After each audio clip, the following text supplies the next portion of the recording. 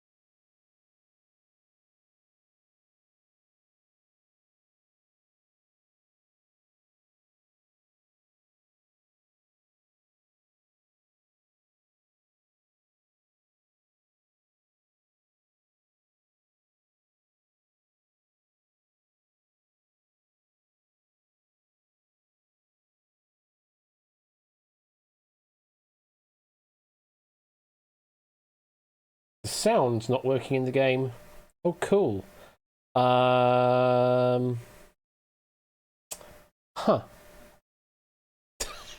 It's always something, isn't it? It's always freaking something, isn't it?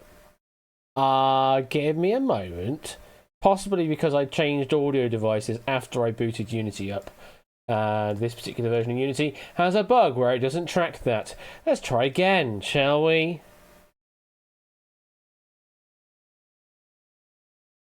No. It's just not playing any sounds.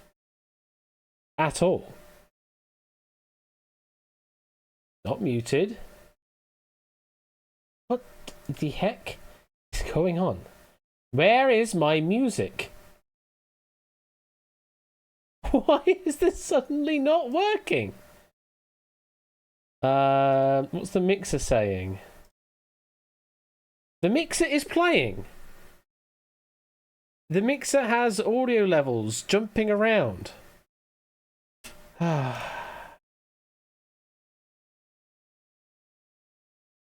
Is this a Windows thing then? Apparently it's a Windows thing. One moment, folks. How about this? Do we hear music now? Hey!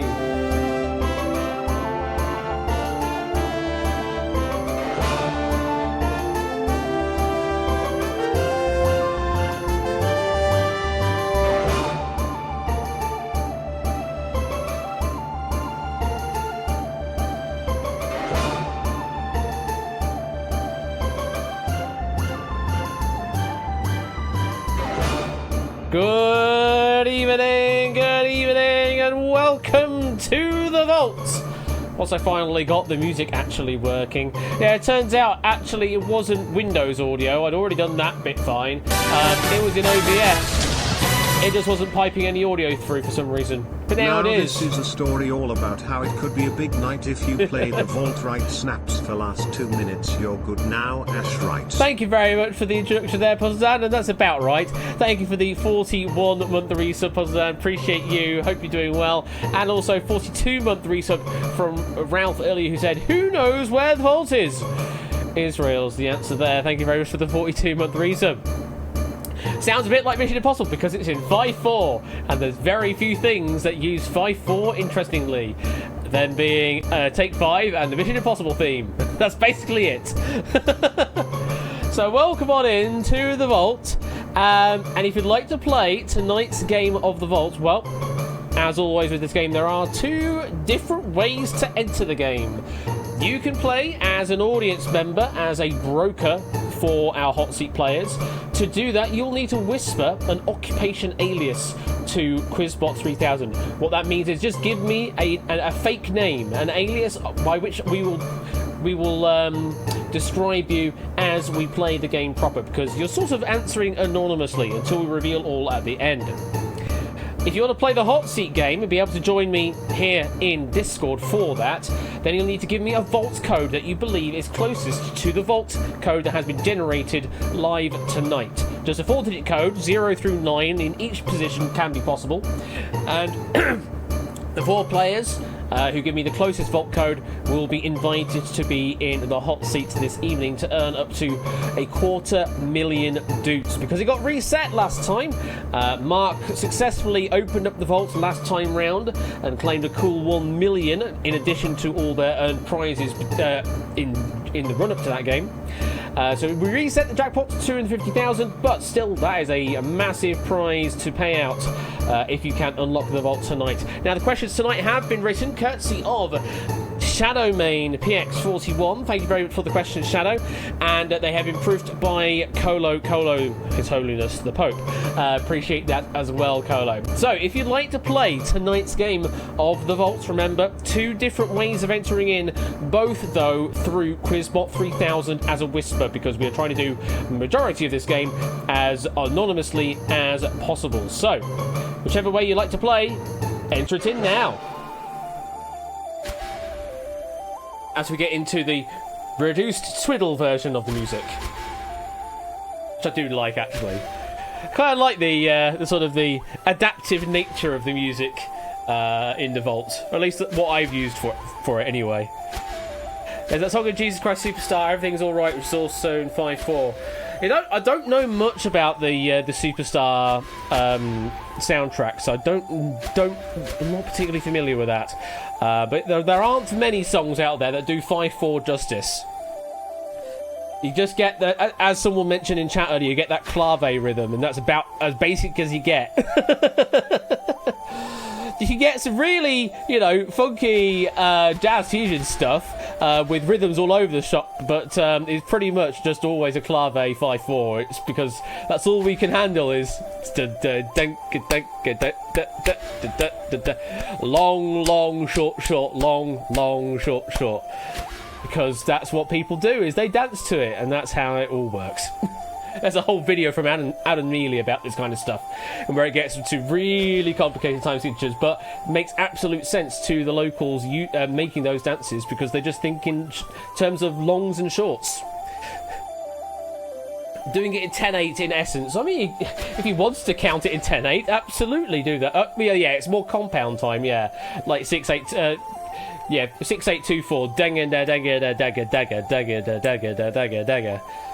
If you're counting every individual sort of part of it, certainly.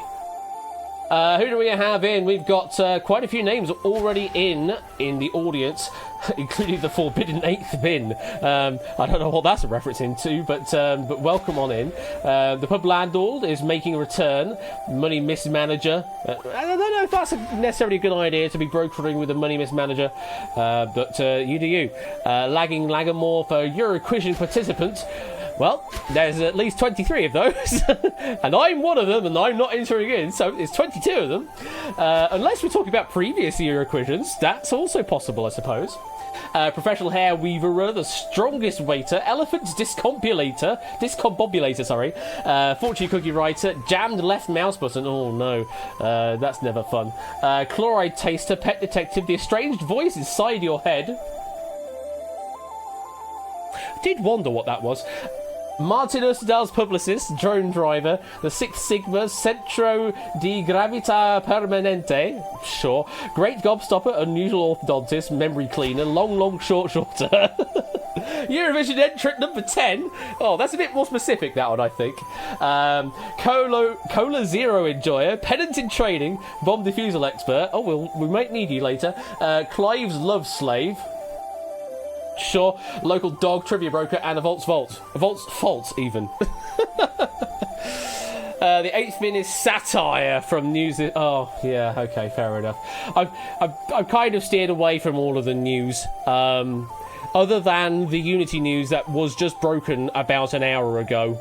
They have finally put an announcement out talking about what they did wrong and what they have walked back on. And I've not really read much into it, but they seem to be changing it so that anyone on Unity Personal, which means you have a revenue of 200,000 or less, because they're changing that cap, anything on Unity Personal won't be affected. And you can also remove the Made by Unity splash screen, because clearly they're now embarrassed that anyone that publishes a game on Personal, they're going to have the sort of the badge of dishonour of saying it was made in Unity. Don't know about that, but I mean, it's nice to have that option removed, I suppose. But yeah, that's for Unity Personal, which is up to 200,000 in revenue a year.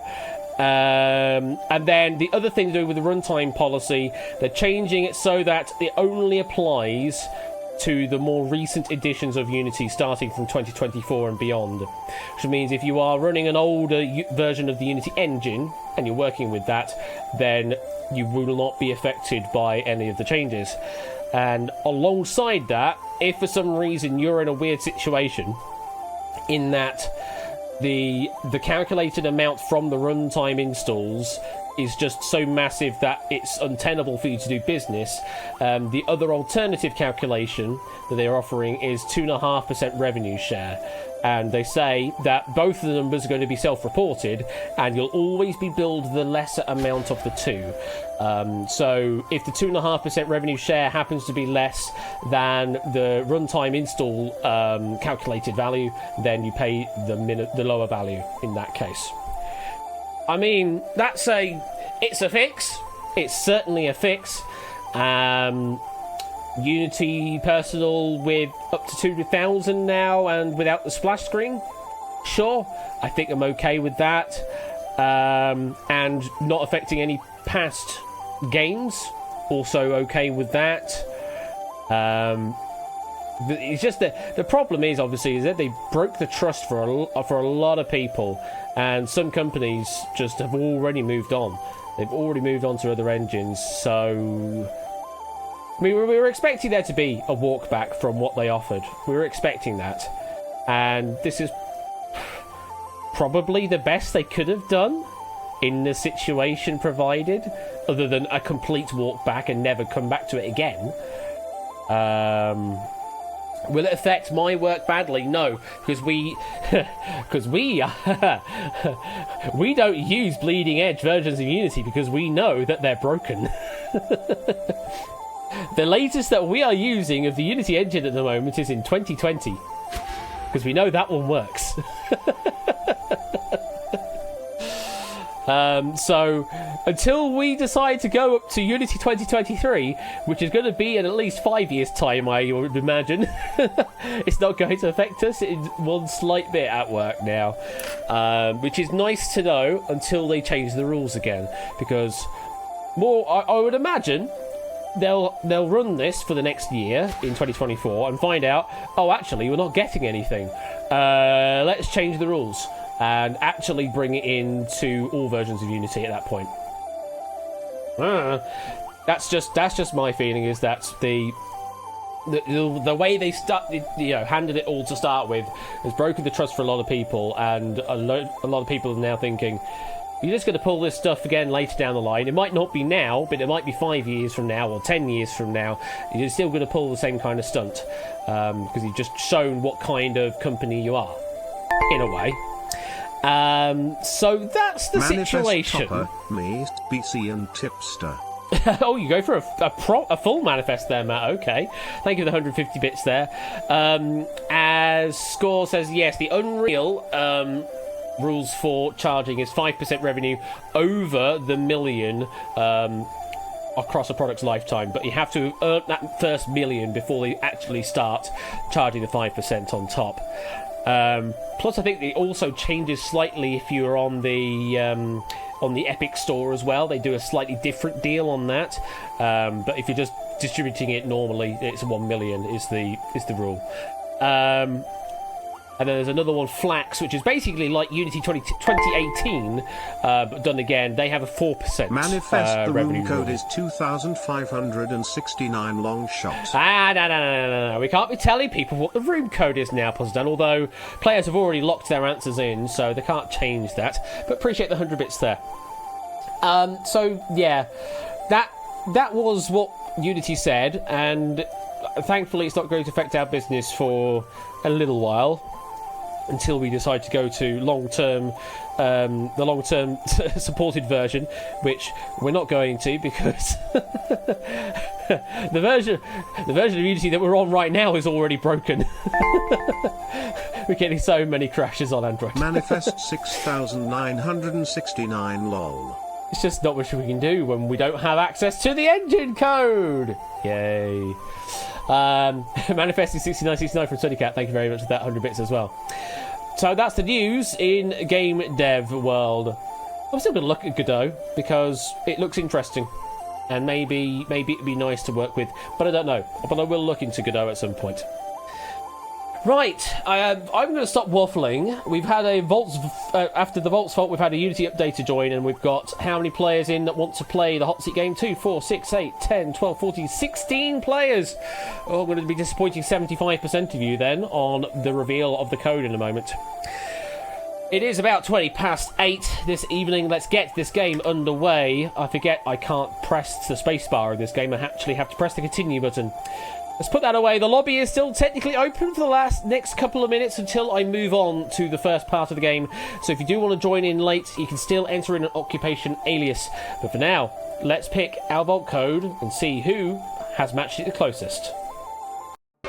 1 6 0 9 1609 was the vault code this evening. Itogi was the closest, getting the 6 out of position, the 1 and 9 in the right position. Very well done. Riff getting the 9 in position, 0 out. Mark getting the 1 in the right position, 0 out. And Matt getting the 1 in the right position and 3 other digits just a little bit away. So, Itogi, Riff, Mark and Matt, would you like to please make your way to the green room where Colo is currently sitting, and we'll get you sound checked this evening. I'm just going to take my notes up and remember who is who. So we have Matt the Ref, we have got Mark E54, we have got Riff Raccoon, and we have Itogi. Those are our 4 names this evening. We've got a Matt, we've got a Riff currently in the green room, we have an Itogi in the green room, just a Mark. Are you around, Mark? If you are... Oh no, I just saw your name pop up. There you are in the green room now. Cool. So it looks like all 4 of them will be playing this evening. I'll just get myself all sorted in the Discord audio as well, so that I can start talking to the players as they come in. But before they do, let me quickly show you a thing. If you've never played Vaults before, or just want a reminder of how Vault answering works from the brokering side, then here is how it all shakes down. So what you need to do... Hello there, Itogi. What you need to do as a broker is just answer to QuizBot 3000 with correctly spelled answers. Don't need to give me the number of the question or anything like that. Just give me the answer to each question as you see them come up. If you want to set a specific bid for a specific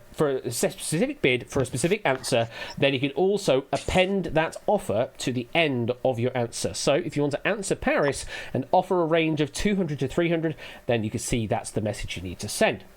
To set a default bid that will apply to all of your answers after your default bid has been set, just send the numbers on their own. For example, 400, 600 will set your default bid range to 400 to 600. It will always try to offer the maximum first, and then will allow all the way down to your lowest value as a counter offer. If you use a % sign at the end of one of your numbers, then it will deem that as a relative number. So that will work as a relative value based off the player's current bank. So the example there, 50%, 75%, will set the default bid to 50 to 75% of the player's current bank, and it just sort of magically works the math out for you if you want to work in a relativistic sense rather than an absolute sense. And you can mix and match as well. So if you want to do like an absolute top level value and a relative minimum value, you can do that as well. The bids aren't coming in right yet because I need to allocate you to your rounds first and then also start the game proper. It will say, hopefully, in Twitch chat when you can start submitting your ranges. And also, the bot will ping you saying you have updated your default bid and things like that. That's how it all works. So let me put that away and let's say hi to our players this evening. We'll go in reverse order that got closest to the vault code. So we're going to start with Matt. Good evening to you. Good evening, Ash. How are you? I'm doing well. Welcome on in. Well, you got 1/4 of your manifest right. I've got the one bit of the manifest that really mattered. So, yes, here you are against the vault. Do you think you have what it takes to unlock the vaults this evening? I don't know. I mean, I think it actually works quite well that I'm going fourth and that I will obviously kind of know what target I need to go for. Because you were the furthest away, you're going first. Oh, poo. Okay. You have to set the target for everybody else. It's Itogi that has that benefit of going last because he got the closest to the vault code. Oh, I see. So, yeah, Matt, you're going to be setting the pressure tonight. I've got to go. Okay. I mean, if I can get through to the next round, then that'll be really good because I haven't got that far, and I think I've played this game quite a few times. So we will see. We'll set that as your target, and we'll see if you can get a bit further as well. Well, good luck to you. Thank you, Ash. Next up, we've got a returning champion, no less. Mark, good evening to you. Hello. Hello there. So a million dukes isn't enough for you. You want another 250,000 on top. Welcome on in. A good vault prediction once again. Do you think you can go all the way and get another 250,000? Only time will tell. Only time will tell. Well, wish you the best of luck, Mark, and good luck with this game. Next up Thank you. is Riff Raccoon. Good evening, Riff. Oh, Ash, how you doing? Yeah, not too bad at all. It's been a while since you've been here as a voice contestant on my stream, but good to have you back. How you doing? I've been very busy. I feel very rusty with my trivia. Like I've forgotten everything. So this could be a bit embarrassing, but we'll see. I'll give it a go. We'll see. How far do you think you can get in tonight's game? I reckon I can get as far as question 1. That's my goal. Well, we could give you 10 questions just in round 1. No, let's not get ahead of ourselves, Ash. I might get started. I've been a broker before, and that's kind of fun. I've never made it this far. I'm very bad at guessing numbers. It's not my skill set. Okay. Well, so yeah. Well, we'll see how it all works out for you, because you don't necessarily have to guess numbers, but you might have to figure out what people's offers are set at. Either way, good luck to you, Riff. And finally, best vault prediction, and a very good one actually. 2 in the right place and 1 just out of position with a nice in there just for added measure. Itogi, good evening to you. Evening. How are you doing? I'm doing fine. Good to Drinking hear. Coke. Drinking Coke. You see, I would normally be drinking Coke, but at my local Tesco's, they've actually got Tango on offer with the club card. So I went with the Tango tonight instead, because I do not mind the sparkling orange drink as well. So, Togi, do you think you have what it takes to unlock the vaults this evening? I don't know. I set my expectations as low as possible. Well, you will be going last, so you will have the idea of what target to beat, which is it will give you a bit more extra strategy to work with. But we'll wish you the best of luck, Itogi, and to all your other fellow players as well. Let's reveal the play order for all of the brokers, because of course brokers, although you can answer in every single round and on every single question, you can only directly influence the game on the rounds that you have been assigned. So, let's go and give you your assignments right now as I forget where I need to go. Here it is. Oh, it's quite an even spread across all of the rounds. So, there are all of the assignments. Don't worry, we will remind you as we go into each individual round part who is supposed to be playing and when. But these are what you have been assigned in the front half of the game. At the end, in round number 3, you're all available to play, but that's where you have been assigned for this part. Okay, let's get on with the game proper, and we'll start off with our first player this evening, which is Matt the Ref, and there are the brokers who are up next. You should now be able to set your default bids in chat, whisper them to Quizbot3000, and they should be pinged back to you as a message from Quizbot3000. I'll give you a minute to sort that all out. So, Matt, yes, first in the driving seat, as it were.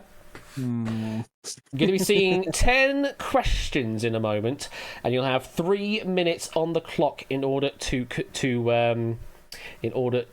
answer those 10 questions correctly. You can just give me as many answers as you wish. There are no penalties for any wrong answers, but we are expecting the one and only true answer that is being presented in the crossword clue presented. Okay. Other variations possibly could exist as an answer, but we are looking just for the one that we are asking for in the clue. Once you've gone through the questions for one time on your own, then all of the offers from our brokers will start to trickle through.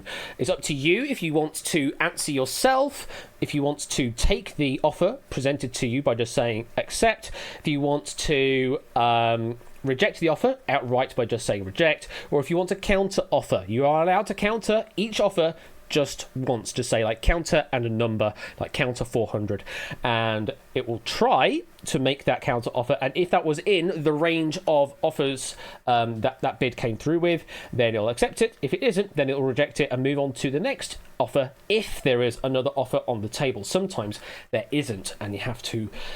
It's a little bit of worry that. David, I can see you're trying to set a default bid. You do not need to use the word range.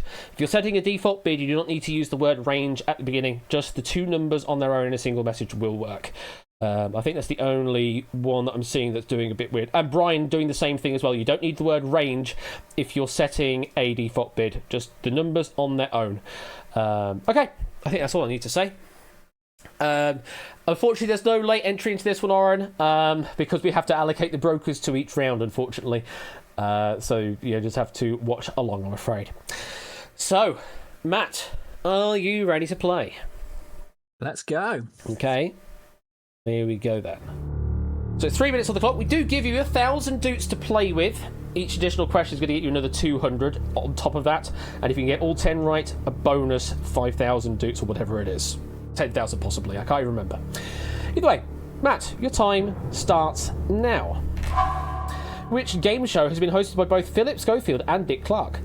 Winning lines. Correct. Julie Kavner is the voice of which cartoon? Simpson. It is. The Micra, Qashqai and Skyline are all makes of which car? Nissan. It is. What is the price of Park Lane and Park Place in the UK and US versions of Monopoly? 750. No. 850. No. 740. No. 840. No. 340. No. 350. Say that one again. 350. That's correct. Question 5. Who is UK gladiators Sam Bond, or the Titan that held up the world in Greek myth? Atlas. It is. Question 6. Mount Kilimanjaro can be found in which African country?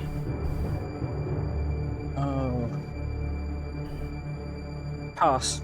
Okay. Question 7. A squash shot is used in which sport? Ooh. Pass. Question 8. If you love someone, set them on fire is a song by which rock group? Pass on that. Question 9. Shabowie is the national dish of which country? Pass. And question 10. What is the name of the central city in the video game Bloodborne? Yongam. No. Pass. Back to question 6. There is an offer for 240. Accept. That's Tanzania. Question number 7. Offer for 400. Counter 200. Not accepted. Though there's 200 now. Accept. That one is tennis. Question 8. There are no offers on the table. Oh, God. Pass. Going to question number 9. There's an offer for 400. Counter 250. Accepted. That is Poland. Question number 10. Offer for 784. Counter 400. Not accepted. No other offers. Pass. Back to question number 8. There are no offers on the table on this answer. God. 40 seconds left. Oh, the lean machine? No. No. Oh, God. Pass back to 10. There's no one there. Offer back for 764. Accept. That's Yarnum. Oh, And God. question number 8, still no offer left. We might be running out of music in a moment. 20 seconds.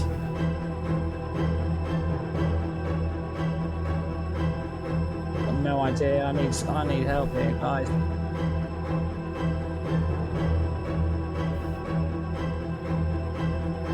Can only get Yeah, I the was first right. They were options going to run out of music. Because they padded for a bit too long. And Yeah, time. that there is time. Not a clue on that one. I did see a Not a clue. couple of answers come through that were right, but of course, we only have a select few as the active brokers for your round, so they couldn't offer an answer So people in that who weren't case. the active brokers who got it. Yes, exactly. By the way, just for clarity, it's a 10,000 dupe bonus if you can get all 10 right. I should have looked at that earlier on. So just left this one on its own. Question number 8. The monkeys, says Dev. It's not the monkeys. No, I can reveal the correct answer that we should have gone for. The Dead Milkman. Oh, who? Yeah, I've never heard of them either. The Dead Milkman was the correct answer. If you got that right in the audience, congratulations. You got yourself some free dutes for the right answer. But nobody in our brokers were able to offer that answer for you. So, means Matt, you did go for a bit of an expensive offer acceptance on question number 10 for Yarnum.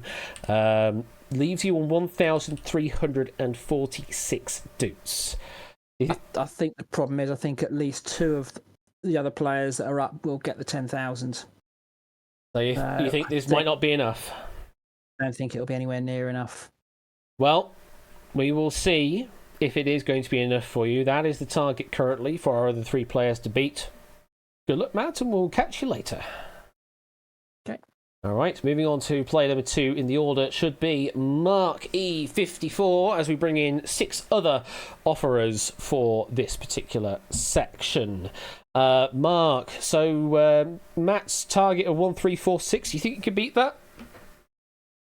Maybe. Maybe, you say. How would you have fared on those questions? Let's see. I'd have done pretty well. Maybe not the video game question, of course, but... Well, as the questions might be written in quads, we may be seeing a video game question for yourself, but we'll wait and see. Mark, are you ready? Yes, sir. Hopefully, bidders, you are also ready out there in Twitch chat. Remember, you can just you can answer even if you're not actively in play to get yourself some free dutes. 3 minutes on the clock, 1,000 dutes to play with, 200 for a right answer, 10,000 for all 10 completed. Your time starts now. Which game show has been hosted by both Dale Winton and Leslie Jones? Sweet. Yeah, it is. Pamela Adlon is the voice of which cartoon Texan boy? Bobby Hill. It is. Cord, Passport, and Civic are all makes of Honda. which car? Yes. What is the price of Whitehall and State Avenue in the UK and US versions of Monopoly? 140. 140. It is. Who is UK Gladiators Wayne Gordon or the Fantastic Four's arch nemesis Victor Von Blank? Doom. It is. Question 6. Uluru, also known as Ayers Rock, can be found Northern Territory. It is, yes. Question 7. A finger roll is a shot used in which sport? Basketball. Also correct. Question 8. Please Daddy Don't Get Drunk This Christmas is a song by which late acoustic folk singer? John Denver. It is. Good guess. Question 9. Asado is the national dish of which country? Venezuela. Nope. Pass. Question number 10. What is the name of the fictional world where League of Legends games take place? Pass. Okay, back to question number 9. There is an offer for 2,600. No, thank you. Gonna reject it. There is an offer for 260. Take that one. It's Argentina. And question number 10, there's an offer for 1950. And there's a 10 grand bonus if I get all 10. There is, yes.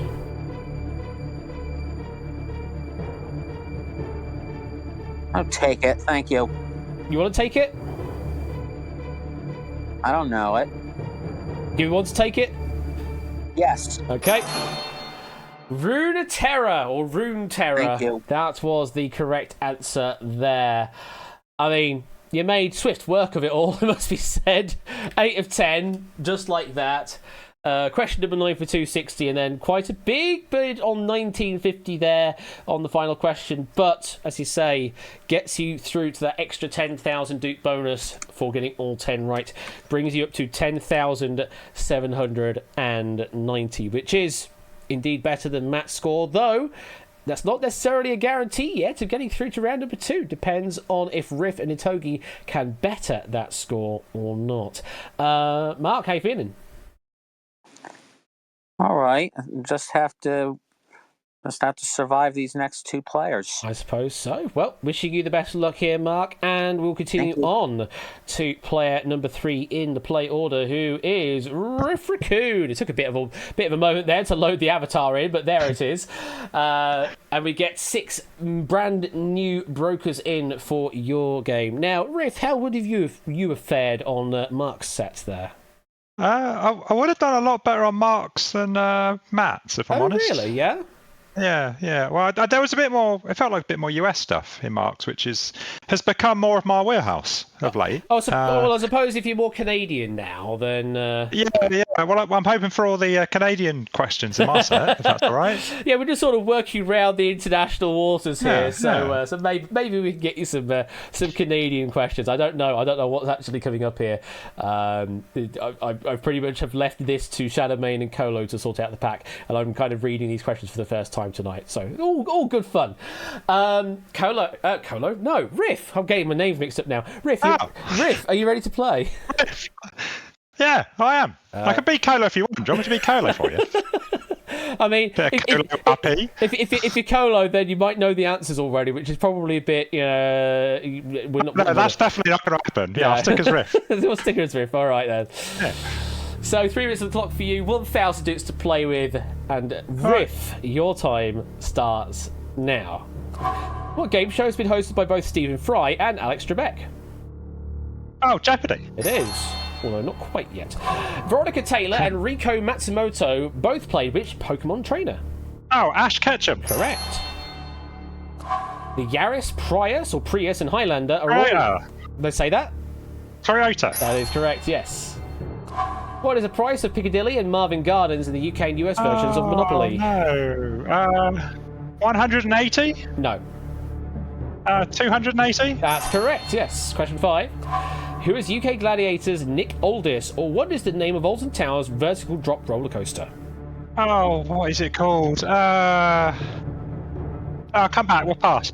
Okay, question 6. Stonehenge can be found in which UK county? Wiltshire. It is Wiltshire, yes. Question 7. A punch shot would be used in which sport? Oh, that's nice letters. Golf? It is golf, yes. Oh. Question 8. Please don't tell my father that I used his 1996 Honda Accord to destroy the town of Willow Grove, Pennsylvania in 2002. It's a song by which emo band? Oh, emo band. Pet Cemetery? Is that Pet Cemetery? I can't accept based on what I'm seeing. Oh, okay. Pass. Question 9. Nihari is the national dish of which country?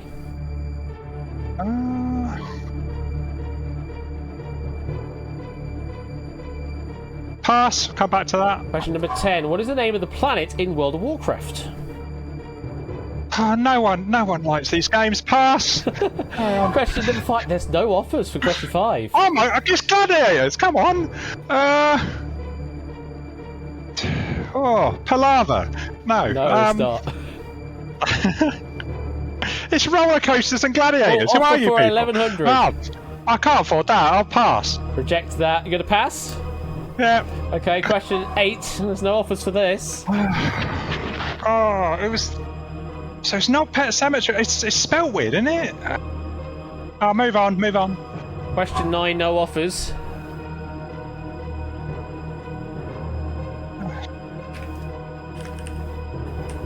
Oh.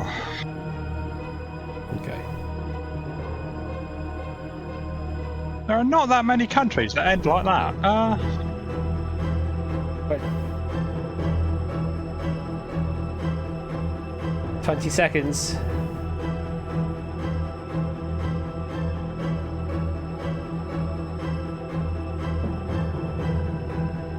Ten seconds. Offer 600.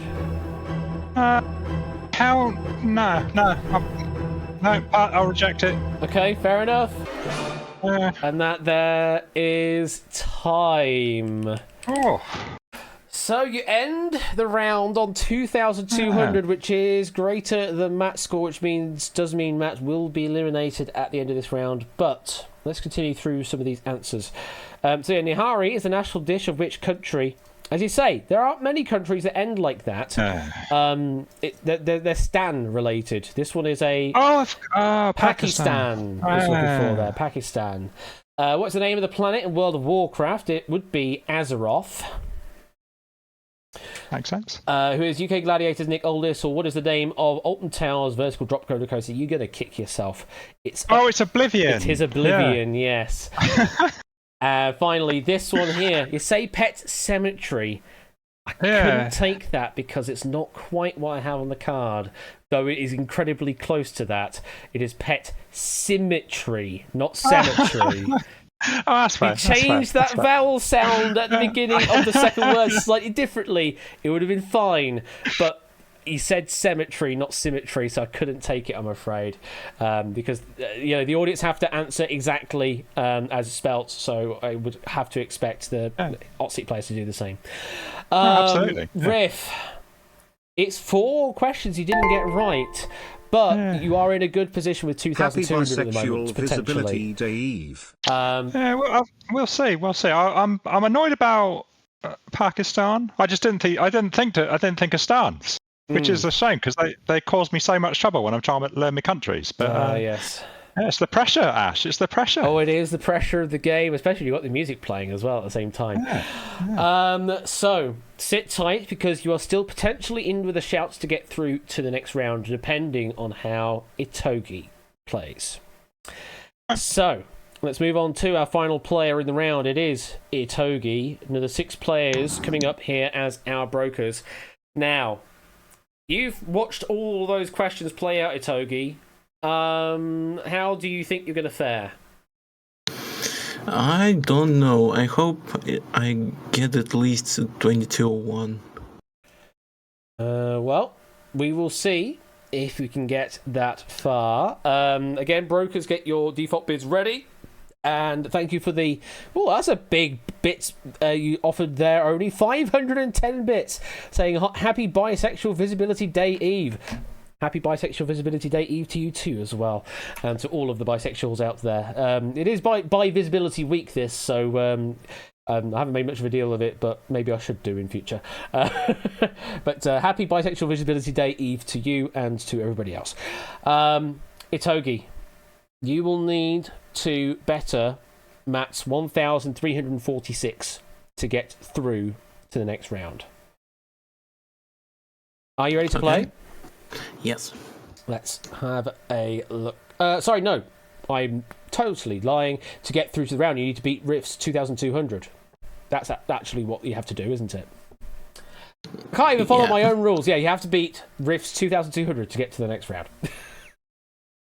Okay, are you ready? Yes. Once I realise how to play my own damn game. Press the continue button.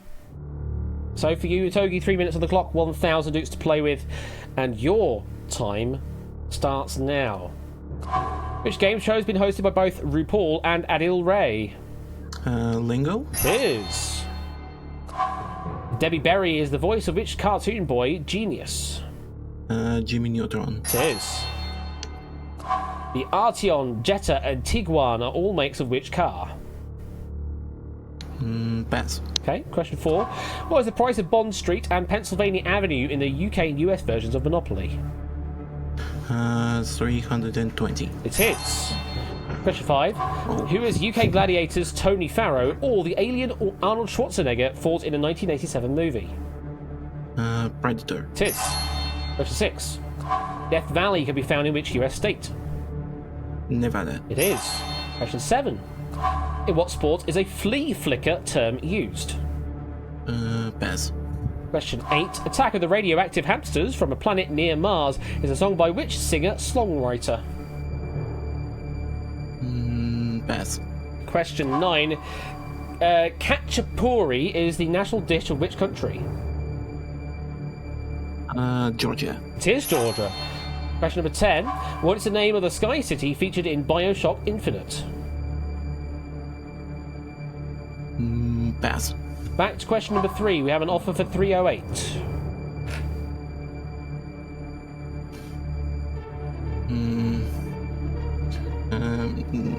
I do not accept. Reject. Offer 800.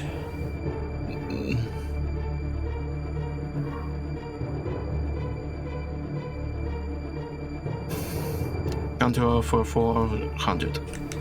Not accepting no other offers. Hmm.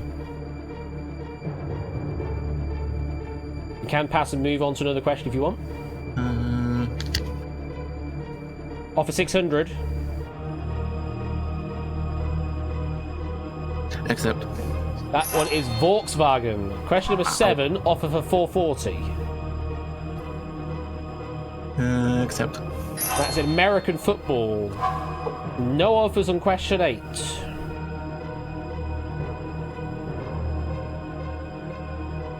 Pass. And question number 10, no offers.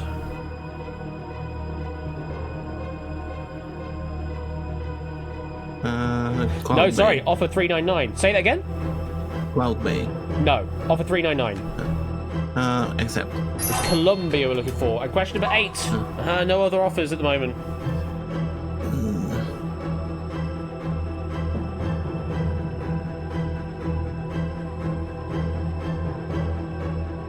I have no clue. Oh, Don't know.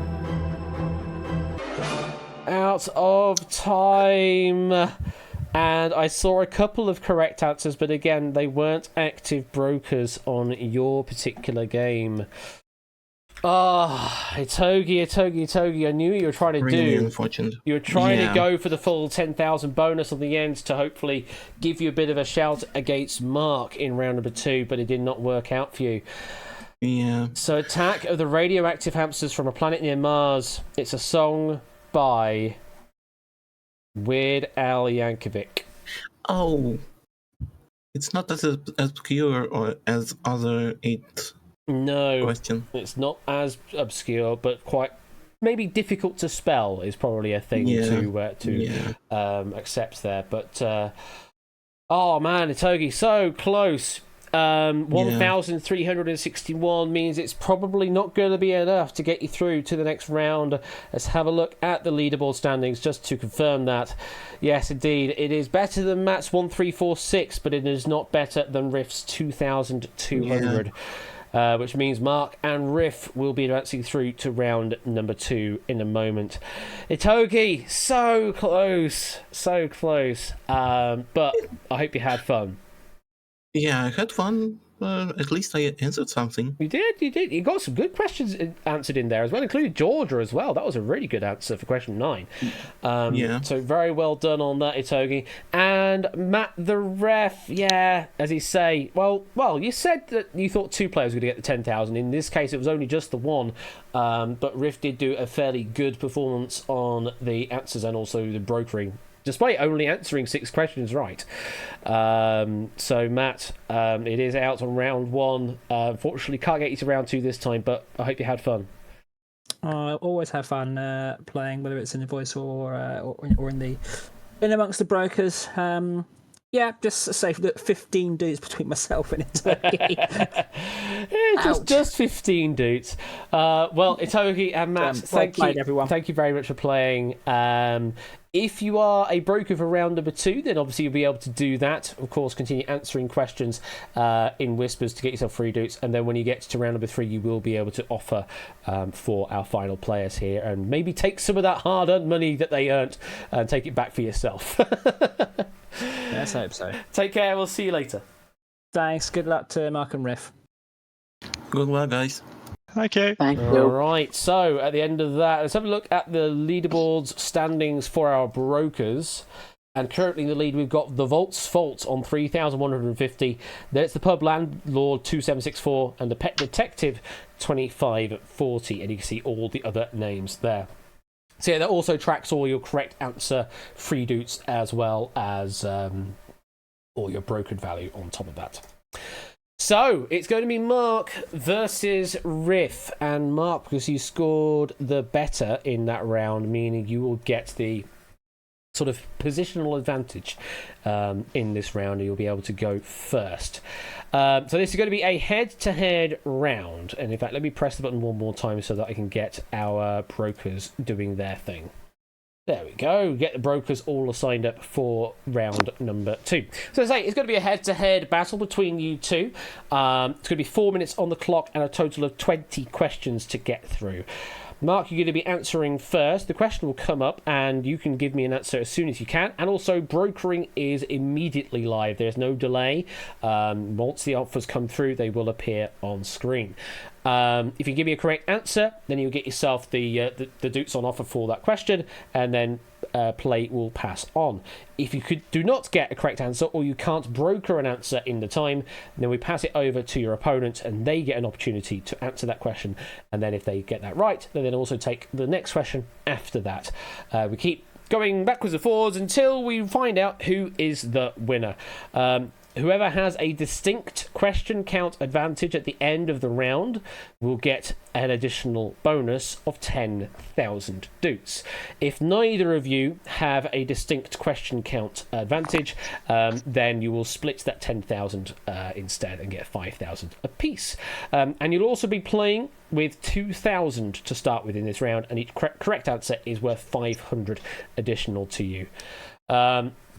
Most importantly, though, the criteria for who qualifies at the end of round number 2 is your sum total of what you earned in round number 1 plus what you've earned in round number 2. So in real terms, Riff, what that means is you have to get the best score bonus and Mark doesn't, in order for you to at least have a chance to sort of get through, because the score deficit is kind of that great, unless Mark somehow does some crazy offering. Just putting it out there, but I'm not going to sort of meta the game too much. Right. Mark, you ready to play? Yes, sir. Riff, are you ready to play? Well, after that was very encouraging, Ash. Sure, I'll give it a go. It's going to be an uphill struggle, but wish you the best of luck. Thank you. Brokers, get ready as well. And if you're all ready, let's put some time on the clock. 2,000 dukes to play with each. 4 minutes on the clock. Mark, you're going to be answering first. The time starts now. A pina colada is traditionally made with pineapple, White rum, coconut, and which spirit? White rum is correct.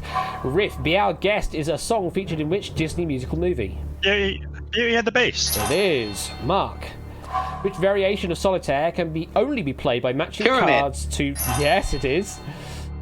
Riff, which US state is sometimes known as the youngest state?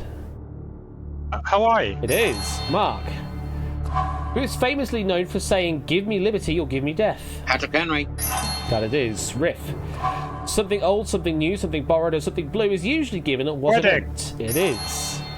Mark, the Fortress of Solitude is the headquarters for which... Superman, It is, yes. Riff, who currently holds the record for the most women's Grand Slam titles? Oh, Margaret Court. It is. Trying to figure out That's what Mark. sport it was. Cape Byron, the easternmost point of mainland Australia, is situated in New which South territory? Wales. It is New South Wales. Riff, Uxbridge and South Ruislip was the constituency for which... Boris Johnson. For Bojo, yes. Mark, which multiplayer game was developed by Mediatonic and published by Devolver? Offer $22.50.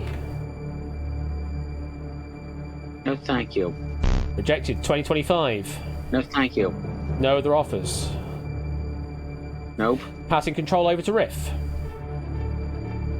Offer for $20.25 for you.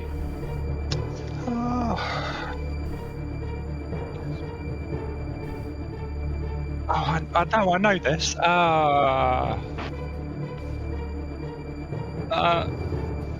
No. No, it's Fall Guys. Now your own question. The hoglet is the young of which animal? Oh, what are they called?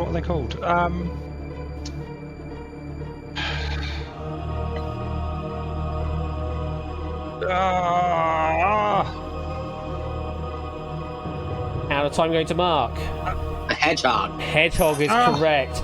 Now for you, Mark. Which female singer was born in Barranquilla, Colombia? Shakira, That it is. Riff.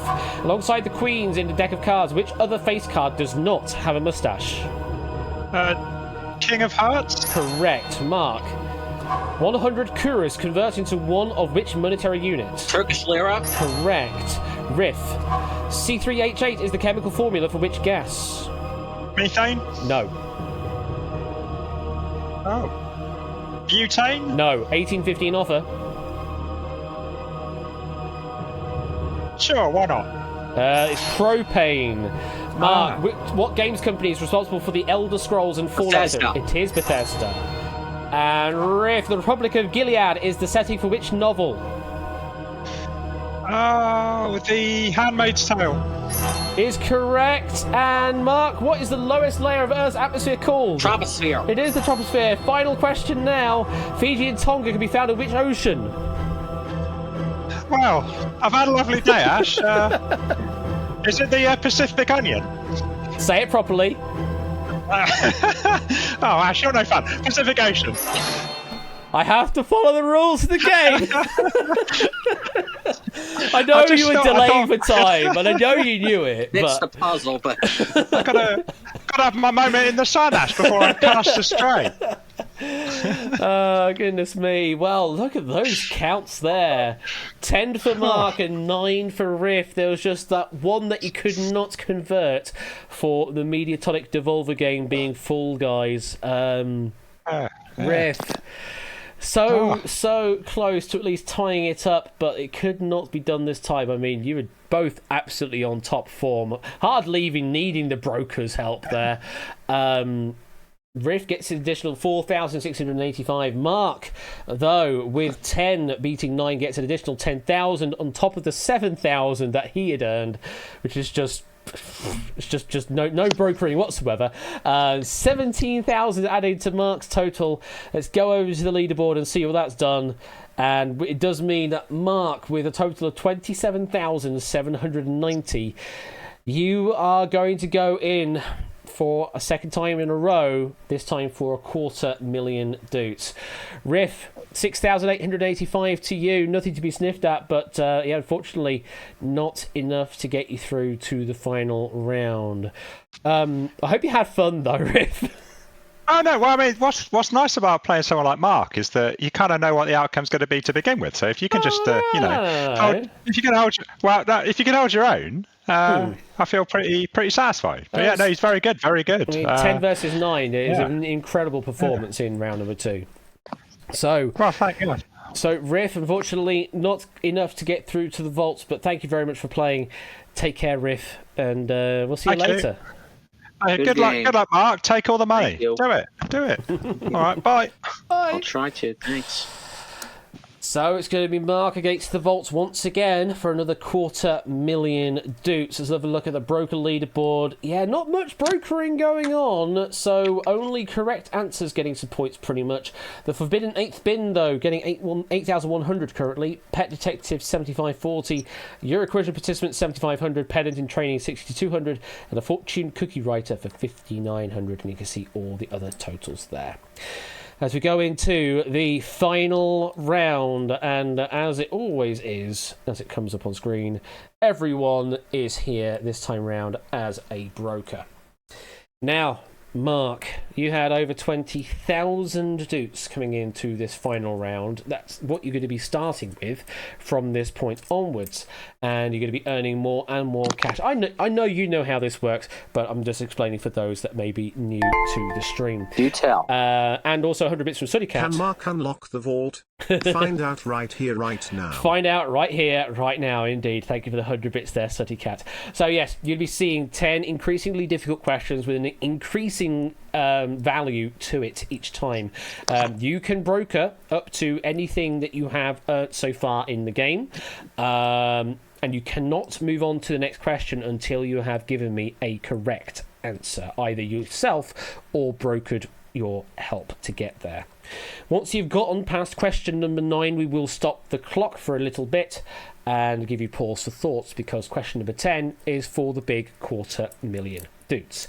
And on question number 10, you will be on your own with no brokering help. But a reminder to the brokers, you can still answer question number 10 yourself to get yourself some doots if you get me a right answer. Mark, are you ready to play? Yes, sir. In that case, then, 2 minutes on the clock and 27,790 doots to play with. Your first question is for additional 1,000 doots, and your time starts now. Which American shopping chain sponsors the Manhattan Thanksgiving? Macy's. Macy's is correct. 2024 will be the year of what animal in the Chinese zodiac? Dragon. It is. For another 3,000. 2 black diamonds or 1 black circle is considered... It is. For another 5,000. The only countries with non-rectangular flags are Nepal, Vatican City, and which other? Switzerland. Correct. For another 7,500. John Barber, Frank Whittle, and Hans von Ohain are all credited with the invention of what?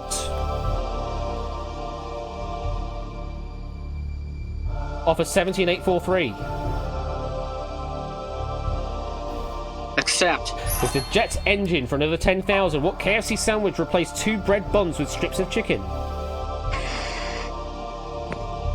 Double deck burger. No. Offer 9956. Accept. The double down burger for another 15,000. Which UK constituency was represented by reluctant to reside MP Nadine Dorris? New Bedfordshire. No. Old Bedfordshire. No. Offer 15,000. Accept. Is mid Bedfordshire for another 20,000. The age of a whale can be determined by which bodily secretion? Aileen. Nope. Let's see. Bodily secretion. Usual whale. No one's got it right yet.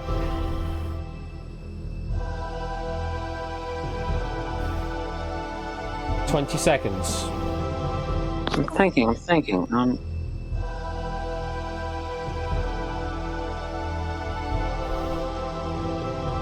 10 seconds. 5 seconds.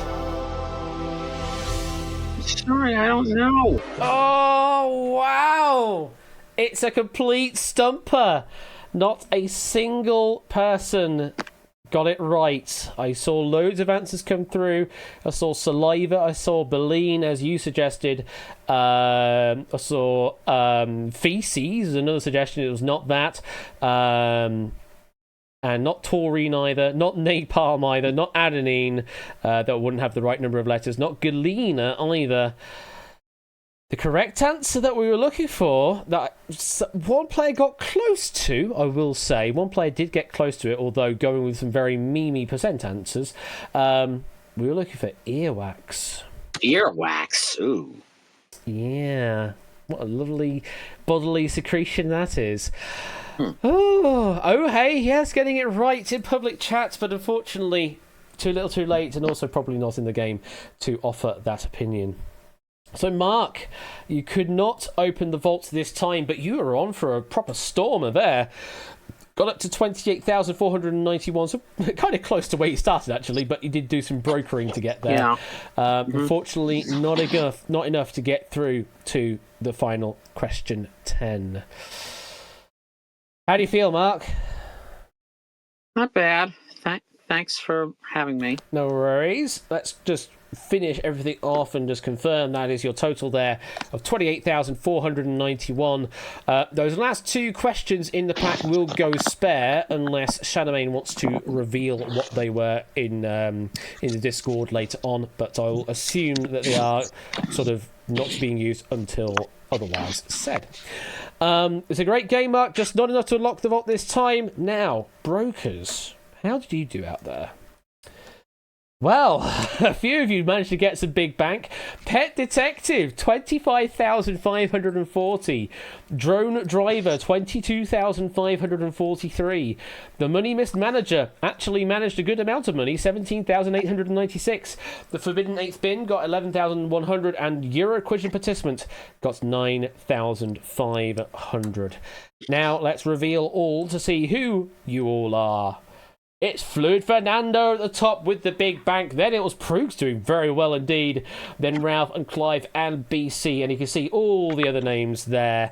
And if I press this button and press this button again and press this button one more time, there it is. The Dukes have now been paid out. Mark, it's been lovely having you. Thank you very much for playing. And we'll catch you later. Maybe next time you can unlock the vault. Hey, thank you. I'll see ya. Take care. Good night. Oh, boy, what a great game of the Vault that was. And Shadowmane throwing out some stinkers in that final curve there. That's what I love to see. It means I don't pay out too many dukes. Thank you very much for that pack there, Shadowmane. That was a great pack, actually. Really good fun to watch. And also to read through some of the questions. And thank you to Colo to help proof that pack as well. Normally I don't see your name that high up on the list, Prue, so it was good to see. I mean, all it takes is one good brokered offer, and there you go. And thank you again to Shadowmane for that wonderful pack. Right, that there was the Vault. I hope you enjoyed that. It is now time to move on to our second game this evening, which is the delayed game of Secret Fortune. Let me go over to that right now. There it is. So yes, this game, it should have happened last Friday, but Unity things happened on my stream last Friday and caused me to rage quit from the stream, and this game just never even started. So we are playing it tonight instead, and it should still be all good fun. It's all the same questions, and yeah, you're going to have a wonderful old time. As a reminder, this game does have Hackbox support, so if you want to play with Hackbox, I would recommend joining with that immediately, because it's just a much better experience overall. Tracks all your envelopes and that for you for free. It's amazing. It also looks nice and pretty as well. Danny vibrates with excitement in chat. So let me press the play button on this game. Hopefully it's got the right pack loaded. Let me verify the questions that it's loaded. Yep, that has that question fixed up as well. I think it's ready then it's time then to roll those titles. Oh, this game doesn't have that option on either. Press the normal continue button. There we go.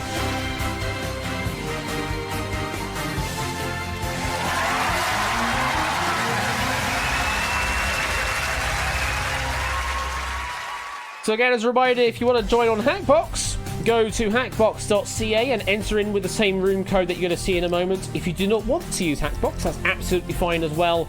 You can answer with whispers to Quizbot 3000. Most of the time it's going to be A, B, C, D, and optionally EF when we get to round number 2. And that's pretty much all you need to know. Hackbox room code, the Hackbox link should be hackbox.ca. I'm surprised I don't have a command for that. I should probably have a command for that, but there you go. And Dev saying it is really pretty on Hackbox, and it will look even prettier when I get font support. It's coming soon, I'm hoping. So if you'd like to join in, enter in with the following room code here: SNVH. SNVH. That's the room code to enter in. And you should now have a button on the Hackbox client to exclude yourself from the game if you do not want to be if you don't want to play the hot seat game, I think. Because of course this does have two sides to the game. If you want to play the hot seat game, leave yourself as is. If you do not want to play the hot seat game, then exclude yourself by pressing the exclude button on Hackbox or by saying Hackbox message itself. Oh, apparently that button doesn't work. I'm seeing some exceptions coming through. So apparently that button doesn't work. Fantastic.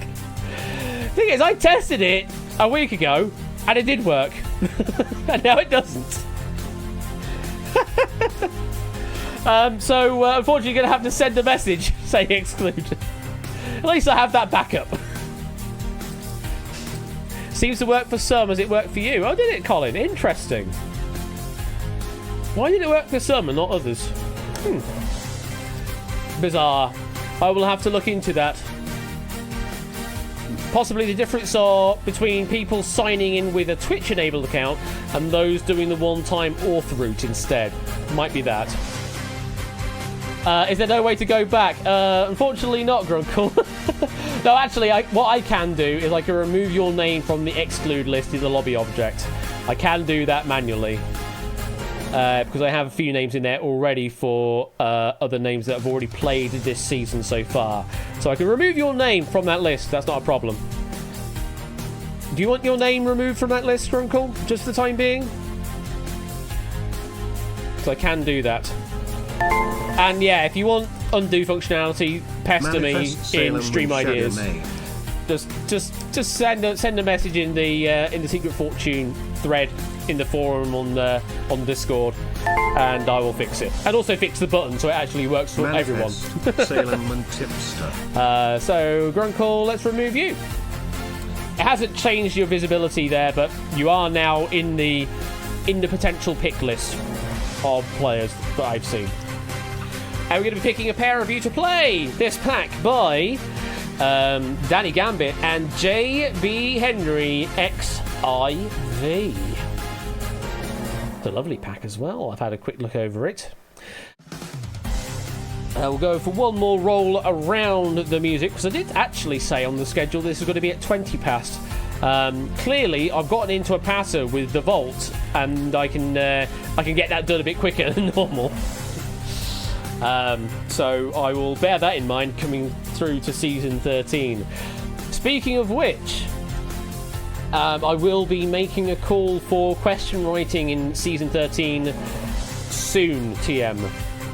Probably in the next week, I will be making a call out for question writing for the next season of Quiz Night, which is happening. It is definitely happening now that I'm in a better mental place after all the shit that's been happening. And as I said on Wednesday, there may be some slight changes to how the procedure works for writing questions. But anyway, let's get on with the game! We've got Sportsy and Salem, the two S's. Sportsy and Salem, you have been picked to play the game tonight. For the two who play this pack, have fun, enjoy yourselves, and embrace your inner couch potato. Yes, there is a bit of a sort of film and TV sort of lilt to it, but it's not that heavy. We're working out how to develop the entire quiz-like process to make it more sustainable in the future. Yeah, they're very much that, exactly that. And yeah, there will be changes afoot, not just for the question writing side of things, but also for proofing side of things, and even for me, there's going to be changes. There's actual personal changes to make life just that much easier for me to manage the streams and not have to dedicate as much time to it myself, because I don't like micromanaging, and so far in season 11 and 12, that's all I've been doing is micromanaging everything.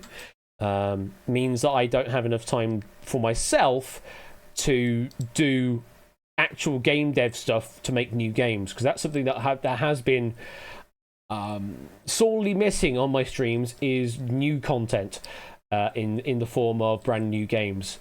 We've had one which is sort of a remake of an old game, with the Duke drop, and there is the warm-up game still sort of impending on making its way to production, but then there are a couple more games on the horizon that I want to actually start making, and once I have a process for all the question writing, proofing, managing, then I'll actually be able to dedicate more time on doing that. Anyway, I will stop waffling about that because we have our players in this evening. It's Saltsy and Salem Stowaway. Sportsy and Salem. Good evening to you two. How are you doing? Good. How are you? Yeah, doing very well indeed. And Salem, how are you doing? I'm doing alright. Sorry about that. I was just putting a bottle of water down. Oh, hopefully not spilling it everywhere. Oh no, it's just heavy. It's good to hear. Well, welcome to the game. And have both of you played Secret Fortune in the hot seat before? I know Sportsy has. Yes. I have once. You have once as well. I remember binning M3 last time I was here. Aha! So you're both familiar with the game from this side of things, which is good to see. So, I mean, I'll have to explain it for some new players in the audience anyway, but shall we get straight into the game? Let's do it. All right. Let's go. Let's load up the Toaster Rack of Riches. Bring up the bongos as well for a long time. So we have got 24 envelopes, each with a value ranging from 100 doots up to the maximum 100,000 doots. It's going to be a bit like Deal or No Deal and how we pick envelopes and bin them, but how you actually go about binning them is a bit more, well, quizzy, a bit more trivia oriented. What you're going to do is, in this round, you're going to pick 4 envelopes at a time. We'll see a question with 4 possible answers, and we'll assign those envelopes to those answers in a specific order. Then you need to pick answers that do not match what we're asking for. In this round, we generally ask for which of these things is the biggest or the largest or the most of something. And you need to keep the answer that you believe is the greatest, the biggest, the most, and bin the other 3 which you believe are lower or fewer or smaller. That's what you need to do in this round. Twitch chat and also to Hackbox users, you are just selecting 1 envelope in these questions on this round, but again, follow what the question is asking for. Select the one and only one answer that you would like to keep, as in the one that you believe is the greatest or the biggest or the thing that follows what the question is asking for. The better that you do with that, the greater the values that you keep in this game. The Hackbox screen will remind you what you are asking, what we're asking for you to select, but as always, try and follow what the question is asking for and you will do all right. And in Twitch chat, just give me an answer A, B, C, D as a message to QuizBot3000, or in this one round, you can also use the envelope number associated to the answer. Right, all of that preamble out of the way, it's time to pick some envelopes. We'll go to Sportsy first. 2 envelopes, please. Let us try the bookends, 1 and 24. 1 and 24. Okie dokie. Very interesting strategy. Salem. I'm going to pick 2 significant birthdays that are coming up in the next couple of months for my family. Okay. I'm going to go 3 and 13. 3 and 13. Okay, let's load those up. And if you're all ready, here comes question number 1. Which of these Tim Burton produced animated movies has the longest runtime? Ooh. James the Giant Peach, The Nightmare Before Christmas, Coraline, or Corpse Bride. So, we've assigned the envelope such that the envelope with the greatest value is assigned to the Tim Burton animated movie that has the longest runtime. That is the one that you want to try and keep, and you're binning the other 3. So, have you watched any of these movies? I know for me, I've only watched bits and pieces of one of them, and I'm hoping it's like mid-tier, like 90 minutes or so. I've seen all 4 of these. 2 of them I've only seen once, and one of them I've seen twice. One of them I've lost count. So I might be leaning towards you on this one, Salem, because the only one I've seen was Nightmare Before Christmas, but I didn't see it all the way through. So Highly recommend it. Yeah. But I'm going to take a shot that... I'm taking shots at this one because while I've watched them all, I don't remember the lengths very well. Right. I just know there are a lot of songs in The Nightmare Before Christmas, so I'm going to hold on to that for the time being. I agree with that. I think I want to bin James and the Giant Peach first, if that's all right with you. That's fine. Let's go ahead and do that. James and the All Giant right. Peach. Gonna bin that, yeah? Yep. Yeah. Yes. Okay. First envelope to leave the game is envelope number 3. Let's find out your secret fortune tonight will not be.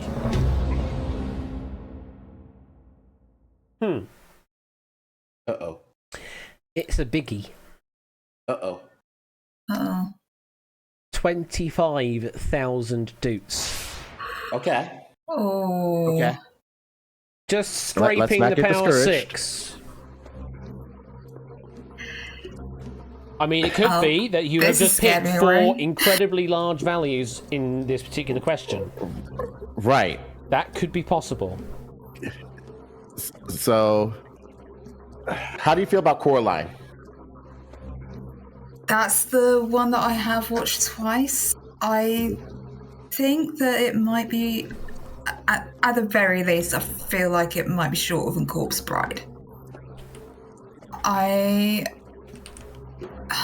now I'm seeing James and the Giant Peach at that high. I'm nervous about Nightmare Before Christmas, but I would feel like it's maybe about the same amount, maybe slightly longer, by like a minute or two, maybe. But yeah. Coraline, I feel like we can go ahead and do without, right? Yeah, I think so. I feel like these all are really close. But yeah. We'll go with Coraline. All right, let's go ahead and bin Coraline. Coraline? Okay. Yep. Envelope number 13 going in the bin. Your secret fortune tonight will not be. My prediction might have rung true. 40,000 doots.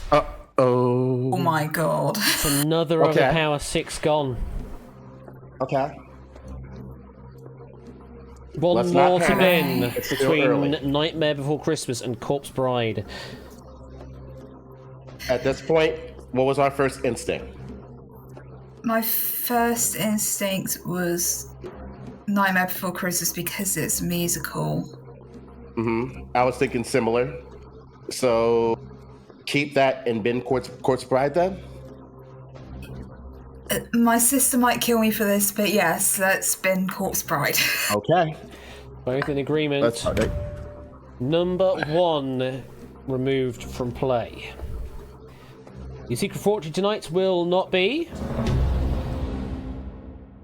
I can't look. Okay, this one is a little more agreeable. 1,000 doots. Yay! Yay! Far more agreeable to see that one go. So, that leaves us with top of the shop, envelope number 24, carrying through to the end of your game into round number 2.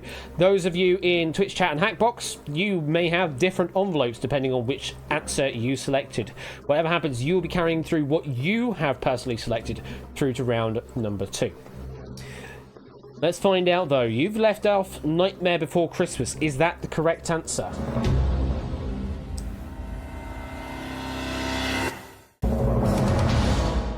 No, it was Coraline, I'm afraid. Goodness. That was the correct answer. I'm just going to hide the information for you.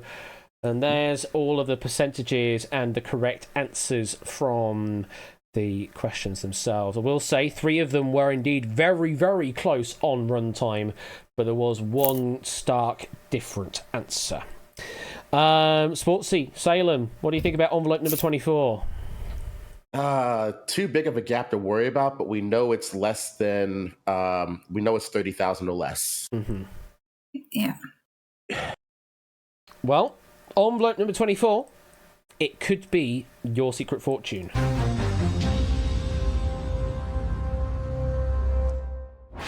Bring the game back, and that's question number 1 dealt with.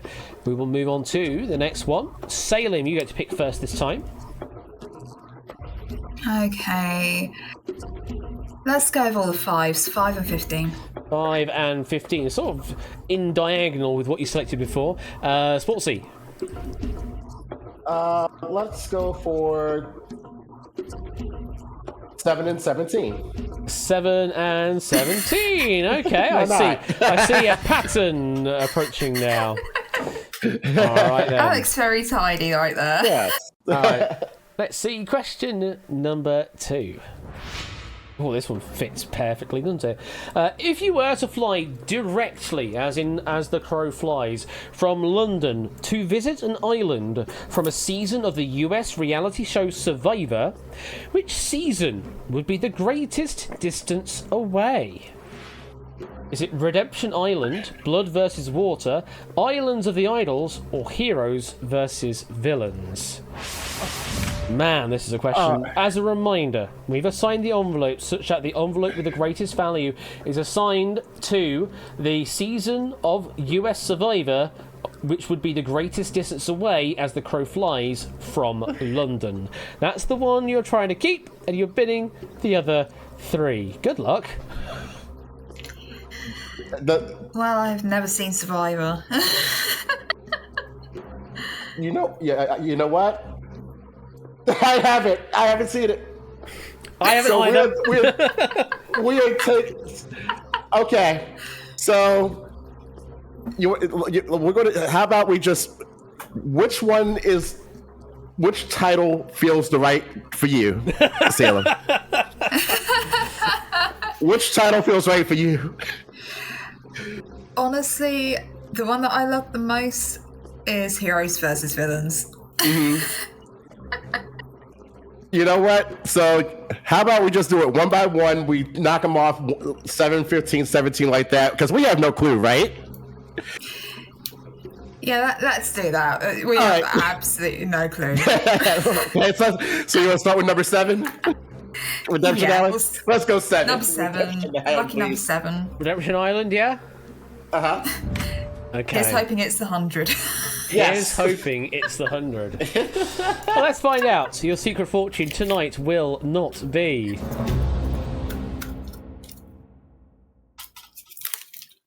I mean, it's the 100. Oh, no. But with 2 extra zeros. 10,000 doots. Okay. Okay. Blood versus water. You just go down the list here. You'll just go down the list?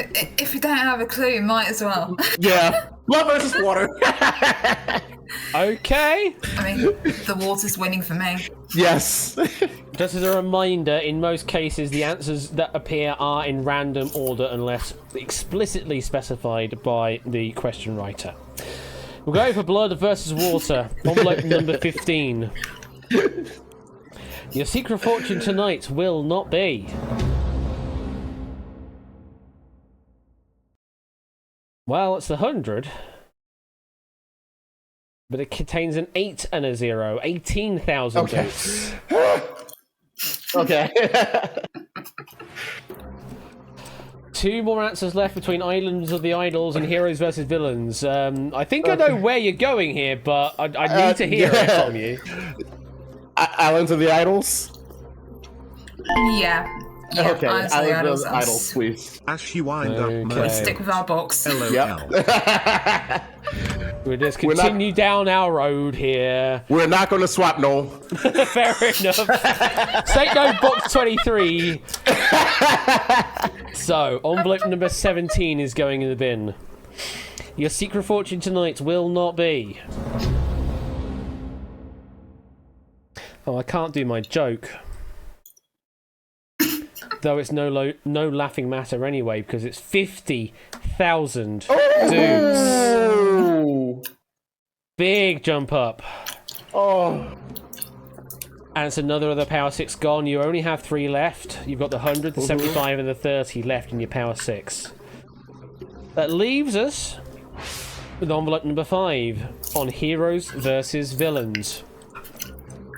I can tell you the season numbers if that helps you. So, Redemption... I know it doesn't help you, but I can tell you, for those watching along at home, that Redemption Island was season 22. Blood vs. Water, that was season 27. Islands of the Idols was season 39. And Heroes vs. Villains was season 20. Cool. Let's see what the correct answer was.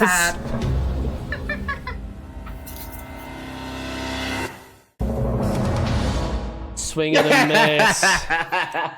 Swing and a miss.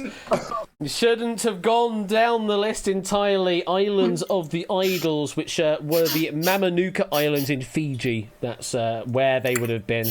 Let's just reveal information for Twitch chats there and see where they've played. Should have switched the box. I mean, you had no idea on the question, so We didn't. you basically played it like Deal or No Deal at that point. But what do you think's in envelope number 5? Maybe 2,000? No, I have no idea. Well, envelope number 5 could be your secret fortune, as I reveal more information about who answered where.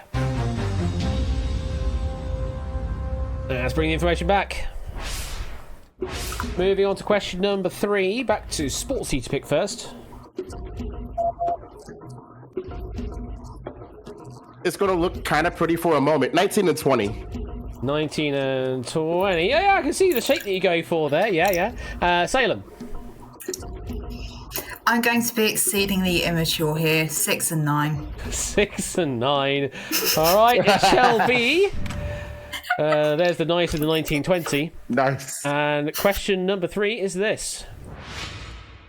In 2022, which of these Netflix original series was watched for the longest time in view minutes? That's the unit that Netflix use themselves on their Tudum website. Is it Wednesday, Love is Blind, Cobra Kai, or Bridgerton? So assigned the envelope such that the envelope with the greatest value is assigned to the Netflix original series that was watched for the longest time in 2022 in terms of view minutes. That's the one you are keeping, and you're binning the other 3. So over to the internet lands of TV, as it were. Have you seen any of these?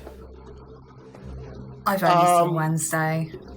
Same here. I've seen Wednesday, but I also feel like Cobra Kai had a lot of viewership hype. Now, viewership hype being versus actual viewership, I don't know. All I know is that Wednesday was a huge part of TikTok and YouTube short memes. Oh, they memed her dance. They memed her dance a lot. So, I'm wondering if most of the view minutes is just that dance. yeah. So would it be safe to say to knock out Bridgerton? I'd say reasonably safe to say. I've never heard of Bridgerton or Love is Blind, I will be completely honest. Yeah. Well, I know about Love is Blind, because Love is Blind is like this. It's like a reality dating show. You don't get to see the person at all, but then you end up marrying them on first sight or something like that. But I know it's had a few seasons. But I've never watched any of them. Yeah, there's the thing with Wednesday. It's huge, but it's only 1 season so far. Right. So I'm leaning towards Cobra Kai being the correct answer here. Yeah, I think I'm with you on that. Well, what do we want to bin first? So, Bridgerton? Bridgerton. Yeah. Okay, both in agreement on Bridgerton, envelope number 20. As we get a subscription from Theory again for 43 months. Thank you very much for the subscription there, Theory. Appreciate that. Hope you're doing well this evening. So we're going to be in envelope number 20. Your secret fortune tonight will not be. Good. Left-hand side. That's what we like to see. Let's keep it that way. 6,000. Yay! 1 down, 2 more to go. I understand what our first round was a little bit. Right? Shall we take out Love is Blind? Yeah, so take out Love is Blind. Okay. Love is Blind. Love is Blind. Well, we're blinding envelope number 9 here. Your secret fortune tonight will not be. Good. Let's keep it that way. 3,000 dudes. Nice. Yeah. Doing well, and it's going down, down, down as well. Or maybe you just selected 4 low envelopes. Yeah. So, I like Wednesday is good, but you put the logic in there that it's only been 1 season, whereas Cobra Kai, I think it had a couple. So, we're looking for the series. We'll add just to make sure that it is just for 2022. Oh, for 2022. This is the total time tracked in that year only. So if it existed before then, it will not count that amount of watch time. Gotcha. Thank you. But it will count if people binge it. So. Oh yeah, if they binge it and binge it and binge it, absolutely. I'm absolutely guilty of doing that with Merlin on Disney Plus. But anyway. All right. Yeah. Let's go with Wednesday, I think. You want to get rid of Wednesday? Yeah, it's a tough decision between the two. As much as I'd like Wednesday, I think I have to agree with you on that one. Both going with Wednesday, yeah? Wednesday. I think binge watching trumps TikTok. All right, so Wednesday's our answer, right? We're going to binge Wednesday. Yeah, Wednesday's please. Okay, Wednesday is going in the bin envelope number 19. Your secret fortune tonight will not be.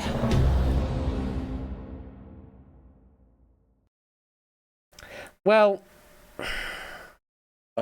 it's got the 100 in it.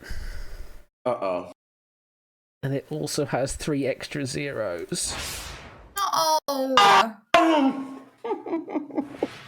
TikTok, why? Why are you so powerful? Wednesday was the best answer on the board. Now, our only saving grace is therefore that Cobra Kai could be 75,000. We're not going to know that for certain right now, but what I can say, obviously, is the correct answer is... Of course, Wednesday was the correct answer. As JB Henry says... FU Sportsy. FU Sportsy. There's a message for you from JB through 100 bits. Thank you, JB. So, unfortunately for you, I am going to hide away the information that is critical for you to figuring out where this envelope lays. There's the information for the audience. I will say the audience was pretty split on this question. Sportsy and Salem, what do we think is in envelope number 6? I think it's safe to say that 6 could, if Cobra Kai was the number 2 answer, then we know that's 50,000. Yeah, I'd say it's a pretty good chance. Yeah, but only if that was actually the number 2 answer. Well, envelope number 6 could be your secret fortune, as I reveal who went where. I definitely misheard that as omelette number 6. Omelette number 6. I would love these to all be omelettes of some description. You just cut them open to reveal the value of the ingredient inside. Like it's like you got like really really fancy truffle in one of them, and like some I don't know. Be careful, Gordon might be listening in for this next cooking challenge. Yeah, maybe. So, audience, so far, that's how your game is going, though. If you're already playing on Hackbox, then it should already be telling you what your envelope selection is. It's just for the benefit of those on Twitch chat and those that want to also compare against other people's notes. So let's put that away. Move on to question number 4. We're going to have to set our sights a little lower now at 75,000 being 75. Your big win. We're going to do some more envelopes. A food version of babushka is what you're proposing. A food version of babushka. No, I'm definitely not suggesting that, Potterdam. Definitely not. But appreciate it 100 bits. Sailor, pick 2 envelopes for me, please. I gotta throw my birthday in here. 4 and 12. 4 and 12. And Sportsy. Let's go ahead and go 11-18. 11-18. Slow those up. Ping. And let's move on to your next question. Here we go. One of you might be able to answer this. On the original run of American game show Legends of the Hidden Temple, which team ran the temple the most times?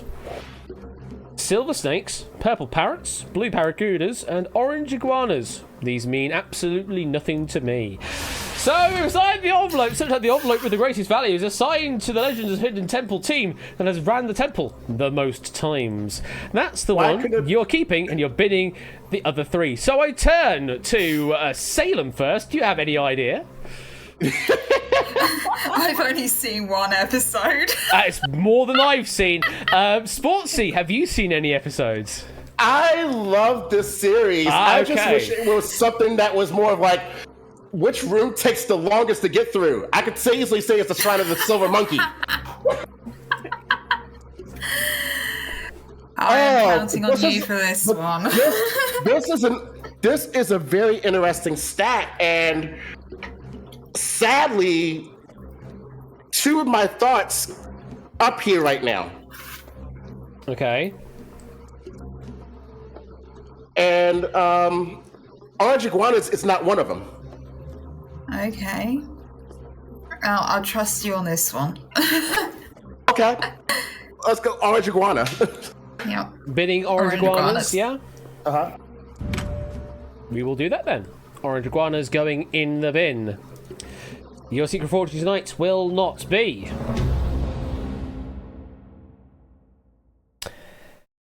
So you know that we've only got 2 of our Power 6 left, right? Oh, no. Well, make that 1. Oh, no. 30,000 doots. Oh, gosh. No safety net game. It is a bit of a plunger now. You've got the 75 still in play, but then you're plunging down to 22,000.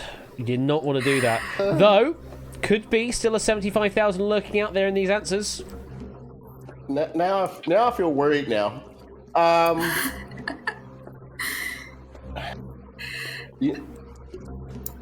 We seem to have the most scary moments, the ones when one of us is blind trusting the other. That's what is so good about the game. I know, right?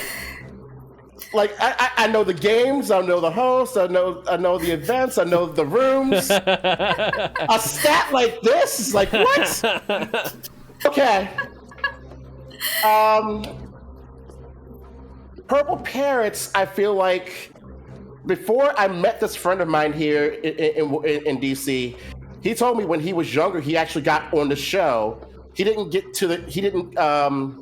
past the substance of knowledge, but he was a part of the Purple Parrots. Ooh. So part of me wants to say keep it. I mean, if that's what you're going on, I'm all for it. Okay, let's knock out Barracudas. Barracudas, are you happy with that, Salem? Yeah, I'm happy with that.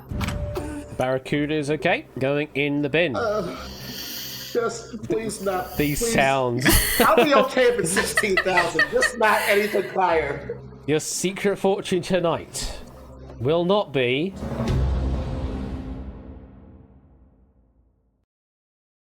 9,000 dukes.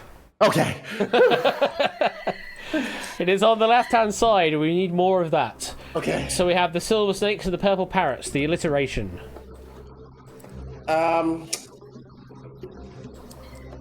Ooh. Keep the parrots and drop the snakes? Yeah. Let's do it. Yeah, let's do We'll it. we'll drop the snakes. Drop the snakes.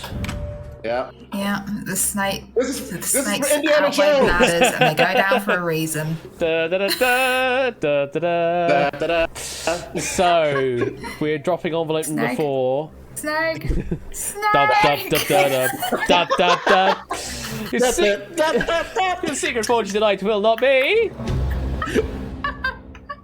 Well, now. Swansea, what did you say? 16,000 was it? Yes. Yeah, 16,000. Hey! Oh, nicely done. So that leaves us with envelope number 18, purple parrots. We saw the 30,000 go earlier, meaning there's a potential for this to be the correct answer. We haven't seen you get a correct answer yet this game. No. We kind of need it to happen. Purple parrots, is that the correct answer?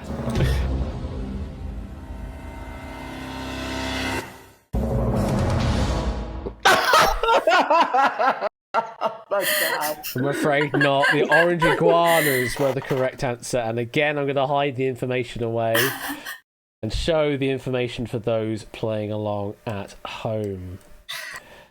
On the plus side, the 75,000 is still out there. It is still out there. You haven't hit it yet. So you might have it already in your possession somewhere else. Or you just haven't actually picked it yet. What do we think about envelope number 18, though? It can't be any higher than 30.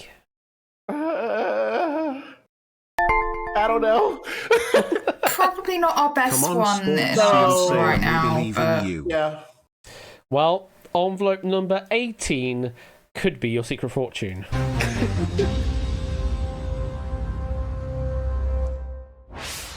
Question number 5. It's the last pick now, because whatever you leave now will be used for question number 6. Sportsy, which 2 shall it be?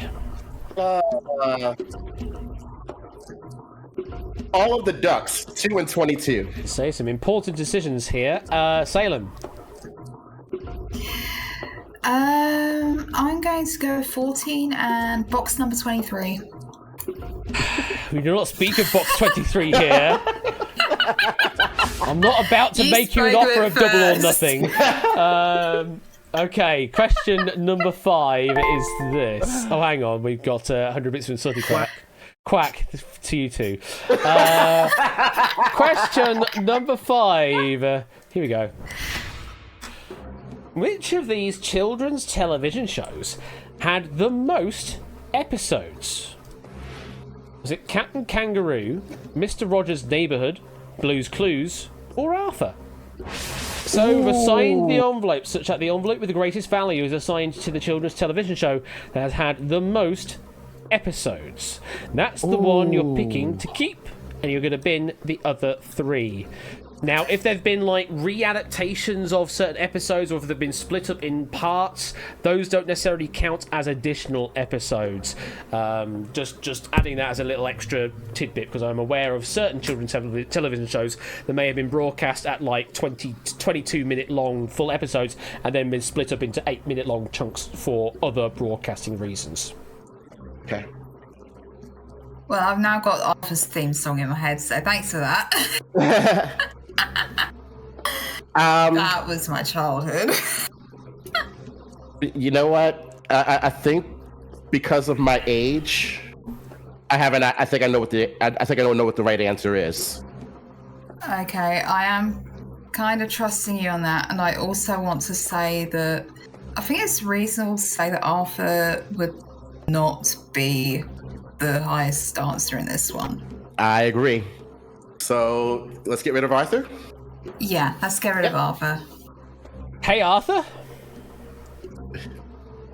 Is he gonna? Yep, Arthur. Okay, fair enough. I say hey to Arthur.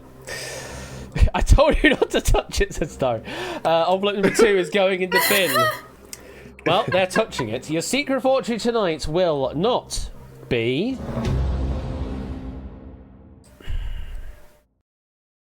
12,000 doots. Okay. It's on the low end. We're Yeah. alright. Yeah.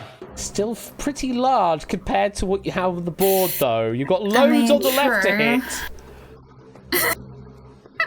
Because honestly, I think the second longest would be Captain Kangaroo. The most is Mr. Rogers. Blue's Clues is up there, even though they went through like what, 3 different hosts, but they were in roughly in the same amount of time. So I would say Blue's Clues would be next to go. I'm hesitating, but I think I will agree with you on this one. Yeah. You're older than me, that's without a doubt, so you're more familiar with the other 2 than I am. Yeah. So yeah, let's go ahead and take out Blue's Clues. Yeah. Okay. Let's get rid of Blue's Clues. Envelope number It's saying goodbye 22. to all the ducks. Going in the bin. All the ducks. Well, you've still got a duck on 23 there, I suppose. Secret Okay. fortune tonight will not be 7,000 doots. Okay. That is more like it. Yeah. I'm surprised that was less than Arthur. No, because I was still in my teens when Blue's Clues was on, and or actually like just out of high school or something like that. But that's me telling my age again. Captain Kangaroo. I think Mr. Rogers has like 30 years, has 30 years under his belt. That's why I'm thinking it's Mr. Rogers' Neighborhood. I'm going to go with the blind faith with you on this one. Okay, Captain Kangaroo. Let's take a. Yeah. I love Captain Kangaroo when I was little, but yeah, Captain Kangaroo is going to go. Bin it, yeah. Alright. Yep, Bennett. Yep. Captain Kangaroo going in the bin. Yes, airing from 1955 to 1984. That's how long that lasted for, Captain Kangaroo. 29 years. Your secret fortune tonight will not be 20,000 doots. Okay. It's a biggie, Mm-hmm. but it's not the 75. Means we are left with number 23, Mr. Rogers' Neighborhood, and that will go through to the final round. Could go on either way. Yeah. Let's find out. Because you're confident about Captain Kangaroo. What's the Right. Those. What's the correct answer?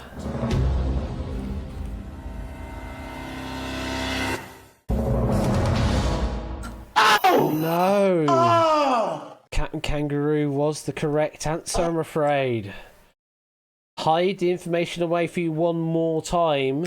Show that information to the audience to see where it all lies. Yeah, I will give you this information, though. That Cat and Kangaroo had thousands of episodes. Ooh, Literal crikey. thousands of episodes. Oh boy. I did not mean to just make a pun there. So, I feel the ping pong balls are falling on my head right now as we speak. envelope number 23. What do we think is in that? If your confidence level is right, I think that's the remaining The one 20. below 20, I believe. Yeah. I'm hoping. Well, I'm hoping Yeah. that's the second best answer. well, envelope number 23 could be your secret fortune.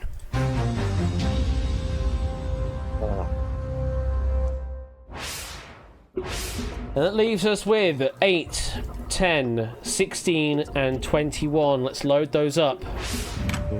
Going into question number 6, which, personally speaking, is probably the hardest one of this entire pack.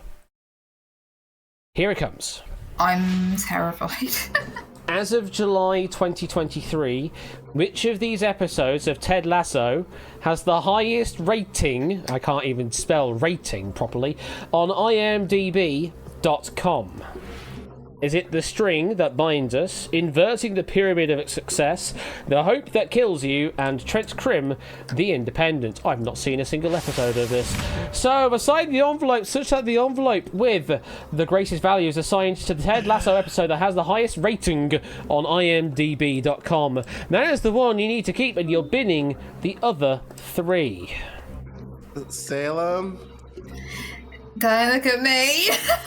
I was going to say, please tell me you've seen seen it. Ted Lasso. Let me fix that typo. I've never seen it. I've not seen it.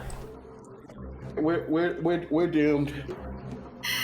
Don't, we saw nothing of the typo. We're fine. Okay. Well, look at this way. I hate to do it. I guess we're doing it the old deal or no deal way, huh?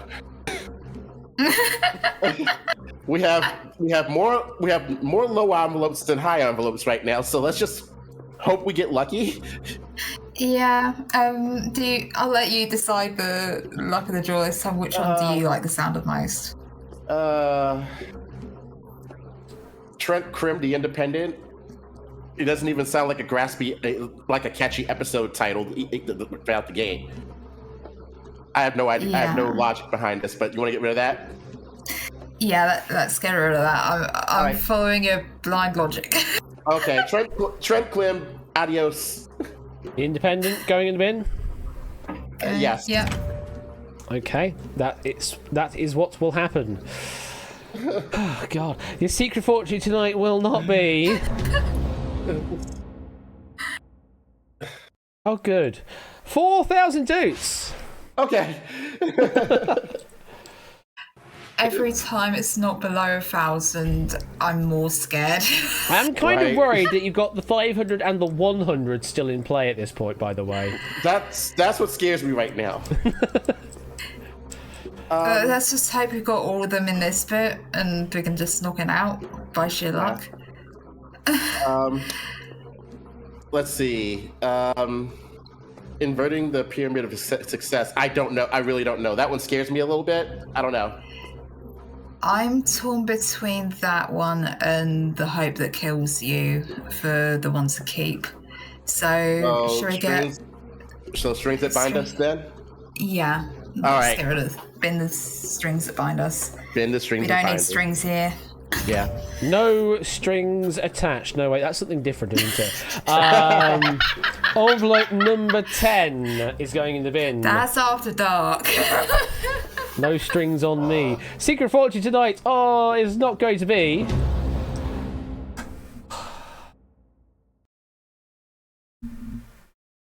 Uh-oh. He has a long pause. This is not good. It's not good. So it means I'm going to be paying something at least more than 100 doots.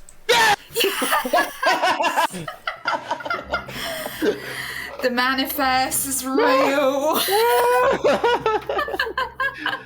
Now you just need to get rid of the 500, and then we've got a game on our hands. Okay.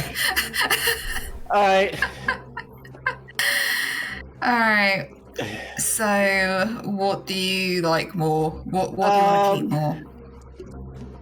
Inverting the pyramid of success sounds like an oxymoron, and the hope that kills you sounds like an oxymoron. So, which oxymoron do you like less?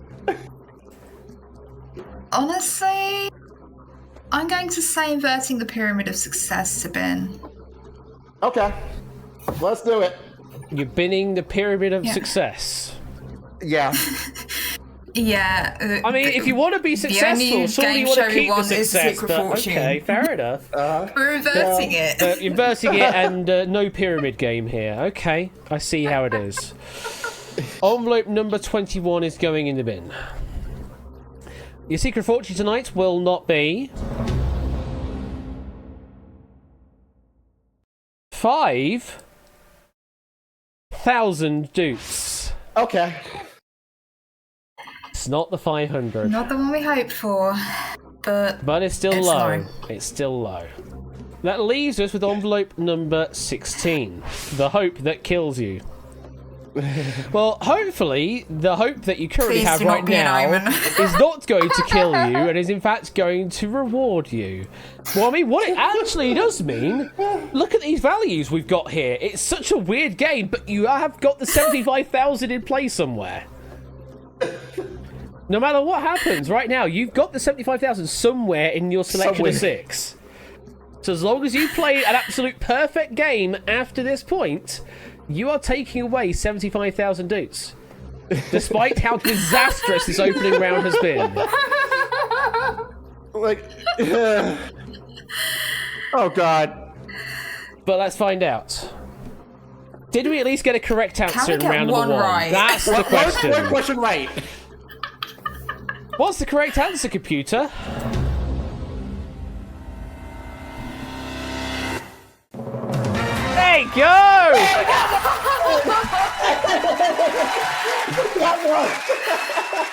It's the hope that praises you rather than killing you. Absolutely the right answer.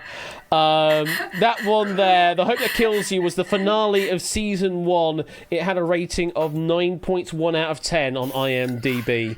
Then it was the Pyramid of Success, which is the finale of season 2, with a rating of 8.8 out of 10. Then it was Trent's Crim, The Independent, season 1, episode 3, with 8.5 out of 10. And The Strings That Bind Us was the worst answer on the board here. Season 3, Episode 7, with a rating of 8.3 out of 10. So still highly rated, despite being the worst answer on the board. And hey, 45.2% of our audience went the right way. That's a lot of names, all keeping the greatest value in play there. So, envelope number 6 is a winning answer, but what is in it? Oh god. I have no. We have no clue right now. Yeah, we don't really know. Yeah, it could be the 75,000, or that could be somewhere else. Either way, envelope number 16 could be your secret fortune. I'm gonna make a note here. We've gotten rid of the bookends, but we haven't gotten rid of the contents or index pages. So, those playing along at home, this is what you are going to be playing with as we go on into round number 2. Though, of course, if you're already on Hatbox, it should already be telling you that information anyway, and you don't need me to remind you. Just again, for those that are bookkeeping and checking other people's answers. So, round number 1 is now complete. We're moving on to round number 2, and there are just 6 envelopes left in the game. 24, 5, 6, 18, 23, and 16. And we have quite a range of options here. We've got 500, 2,000, 8,000, 14,000, 22,000, and your biggest value still in the game is 75,000 doots. So, in round number 2, we're going to be assigning all of your remaining envelopes onto potential answers. So this first question will have 6 possible answers. The question will ask for which of these things is the smallest or least, or you know what I mean. The smallest or the least thing. You are just picking one answer, and you are picking to bin. So you're picking what you believe is the smallest or the lowest thing that the question is asking for. Same with you in Twitch chat and on Hackbox. You are picking just one envelope that you believe is the smallest or worst thing that the question is asking for. So long as you follow what the question is asking for, then you're all good up in here. You will bin your lowest value and keep the greater values. And we rinse and repeat this until you have just one envelope remaining at the end of the game, and that will be your secret fortune. Good luck. Let's go on to question number 1 of the round. Oh, hang on. We've also got 100 bits from Sunny Cat. Remember, read the effing question. Absolutely. Read the effing question. So this was a bit of a weird one because it's time-based, and like whether it's earliest or latest seems a bit weird as which is the better or worse. So long as you're asking here for the latest. Which of these awesome 80s movies montage songs debuted latest? As in most close to now. That's the one you're looking for to pick to bin, and then you'll keep the other 3 which you think occurred before then. You're the Best, Hungry Eyes, Eye of the Tiger, Playing with the Boys, Push It to the Limit, Hearts on Fire. And I'll give you that reminder once more again. So we've assigned the envelopes such that the envelope with the lowest value is assigned to the movie montage song that debuted the most recently. That is the one that you're picking to bin. You're picking to bin which occurred most recently, keeping the other 5 that you believe occurred before that one did. So, bangers on the board, as Sadaru says, but which occurred most recently? Okay. Well, we know it can't be later than the 80s. okay. Well, I know for a fact Eye of the Tiger goes to Rocky, and that was like the earliest. So that's the easiest one to knock out. Hungry Eyes is from Dirty Dancing. I remember that. Mm-hmm. That's about it for me. That's my knowledge. You're the Best is Karate Kid 2. You're the best around. Nothing's gonna ever keep it. That's. Yeah, I recognize the song. I think that is late enough. I don't know if it's the latest. I honestly wouldn't be able to tell you any years or anything, so. Right.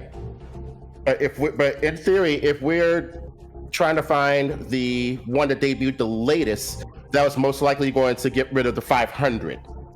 Yeah. So we're absolutely avoiding Eye of the Tiger at this point. So Eye of the Tiger will probably be the 75,000. So we're going to definitely avoid that. So regardless, if we pick You're the Best, it's not going to knock out to 75,000, but it's going to get something like maybe 8,000 or less. Are you okay with that? All right, You're the Best. I'm all right with that. All right, so let's go with You're the Best. Oh, you shouldn't have, Swartzy. You shouldn't have. Oh, but you are. You're the best. We're getting rid of the best. So you're billing You're the Best. Let's find the envelope number assigned to You're the Best. Although I don't think we're really tracking any of the numbers because we have no idea. We really don't. But it's 23. Okay. So the one we were almost certain me a little bit, with the correct answer, but it wasn't. I'm thinking 8 or 14 then, if that be the case. Yeah, I'm thinking this one might be 14. If memory serves correctly, this was the one with the kids shows. Yes. Either the kids shows or the one before it. Let's find out. Your secret fortune tonight will not be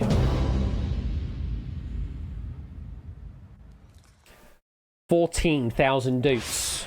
Okay. Oh, okay. that's spot on. Middle of Nice. your selection, pretty much. Let's reveal all. So yes, you're the best. That was in June of 1984. 84. Best one to Hungry go Eyes was the for most recent? was Hungry Eyes, my August of God. 1987. Yes, for Dirty Dancing, performed by Eric Carmen. One to avoid that 16.1% of our audience went with was Eye of the Tiger. That was in May of 1982, performed by Rocky. Survivor I remember in that. Rocky 2. Very much so. And I remember there that, thank are goodness. all the answers there, and there is where the audience played. Clive was the only player that actually went with the same answer you did, but did middling with that response. So, 5 answers left in. You still have the 75, you still have the 22,000 in play. That's a good situation to be in. Now, this is going to be a difficult question as well. Oh boy. Good luck. Oh no. Oh. Which of these 90s sitcoms mainly takes place in the most westerly part of the United States? One could say furthest away from where I am right now. Is it Sabrina the Teenage Witch, Mr. Belvedere, Step by Step, Family Matters, or Boy Meets World? So a reminder, we've assigned the envelopes such that the envelope with the lowest value is assigned to the sitcom that takes place in the most westerly part of the United States. So more westerly is lower envelope value. So more easterly means higher envelope value. You're picking one to be in which you believe is most westerly and keeping the other 4. Okay. Alright, I've only seen Sabrina the Teenage Witch. I mean, it's part of my namesake with Salem. So Exactly, and you know what? And that's the one to avoid. That's the one that's going to be 75,000, I think, because that is Salem, Massachusetts, because they're in Salem witch trials. Exactly. That's the one to avoid. East meets West, and you know it's the best. That's all I remember from that, location-wise. So, avoid. So I don't think it's Mr. Belvedere because I remember watching that show when Mr. Belvedere came into the house for the first time ever. There was snow in the background, so it's not. It could be like Midwest, but it's not West enough. Family Matters is Chicago. I believe Step by Step is somewhere in California. I would go with Step by Step. Okay. Let's go Step by Step then. Yep, Step by Step. Gotta get to you, girl. Step by Step? Okay. Yep. We shall bin that then. Let's have a look at the envelope number associated to Step by Step.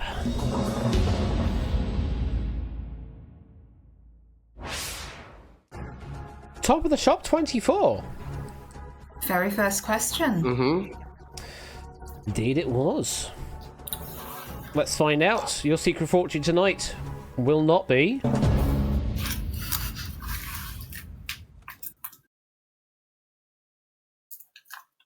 $500 dudes! Yes! Superb pick!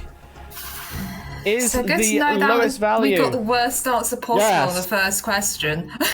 So, yeah, you did indeed. Let's reveal all. So, yeah, Step by Step is in Port Washington, Wisconsin, which is 87.875 degrees west for those tracking that at home.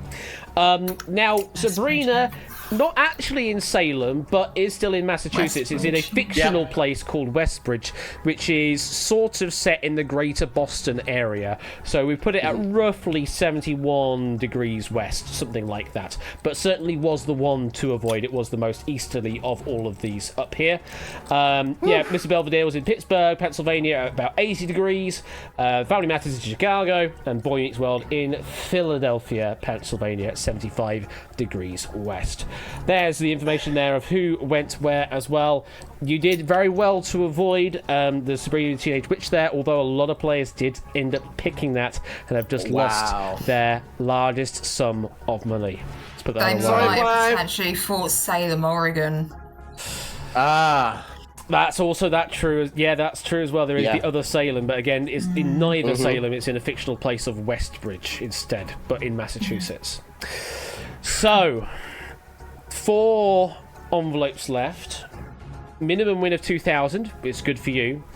75,000 is still in play. That's what we like to see. Here comes your next question. So yeah, video game has to leak in a little bit here. I'm happy about this. Which of these video game movie adaptations grossed the least amount of money worldwide at box office? Doom, Resident Evil Welcome to Raccoon City, Mortal Kombat Annihilation, or Monster Hunter 2020? So assign the envelope such that the envelope with the lowest value is assigned to the video game movie adaptation that grossed the least amount of money worldwide at box office. We have not adjusted for inflation in places. This is just the raw numbers that came out. I will add that additional there. You're picking one to bin that you believe grossed the least and keeping the other three, which you believe actually grossed not too badly. But they all did quite badly, I will say. Well, movie-wise, I'm only familiar with Monster Hunter and Mortal Kombat. I didn't know the other two, those specific movies. I feel like I remember another Resident Evil one that actually did better, if I'm not mistaken. With Resident Evil, I only remember watching the first one, and then like when they were underground in the hive. I thought that one did all right, but it wasn't like amazing. The one that gravitated to me first when they popped up was MK Annihilation. But it's one to keep or to get rid of? To get rid of. Because it was it felt like it was thrown together so badly, and a lot of Mortal Kombat true fans, after they had the hype of the first one, they were disappointed with the second one.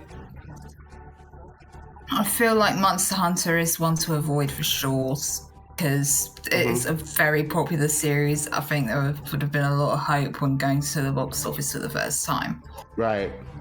And then, yeah. This is a scary pick, because I felt like I know it, but this one, with the other choices, I'm not 100% sure.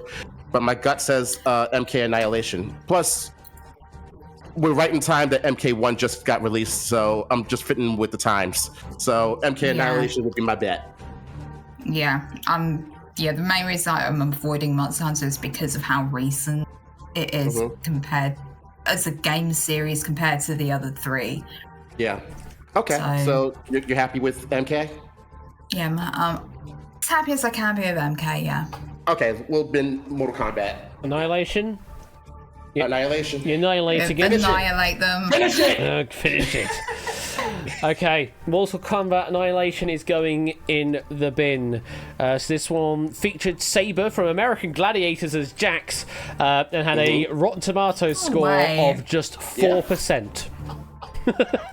That's how bad it did in the ratings. It was a 4% Rotten Tomatoes score. There you go.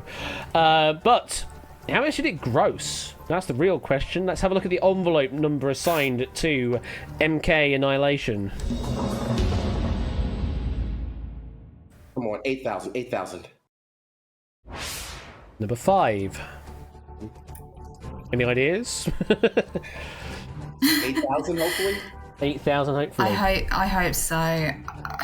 I remember that was early on. I mean, surely 2,000, hopefully. You should be more hopeful. That is not 75. I'm almost certain of that.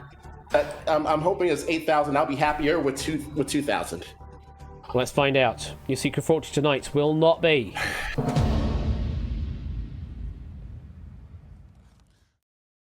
It's not 8,000. Uh-oh. It's not 75,000. Whew. It's 22,000 dudes. Okay. There goes your final lifeline, essentially. It's now 75 or 8,000 or 2,000. So, let's reveal all. So, yeah, it grossed... They were very close, so we'll say. Wow. Resident Evil. It grossed 51,376,861 at global box office. The one to go for was indeed Resident Evil Welcome to Raccoon City.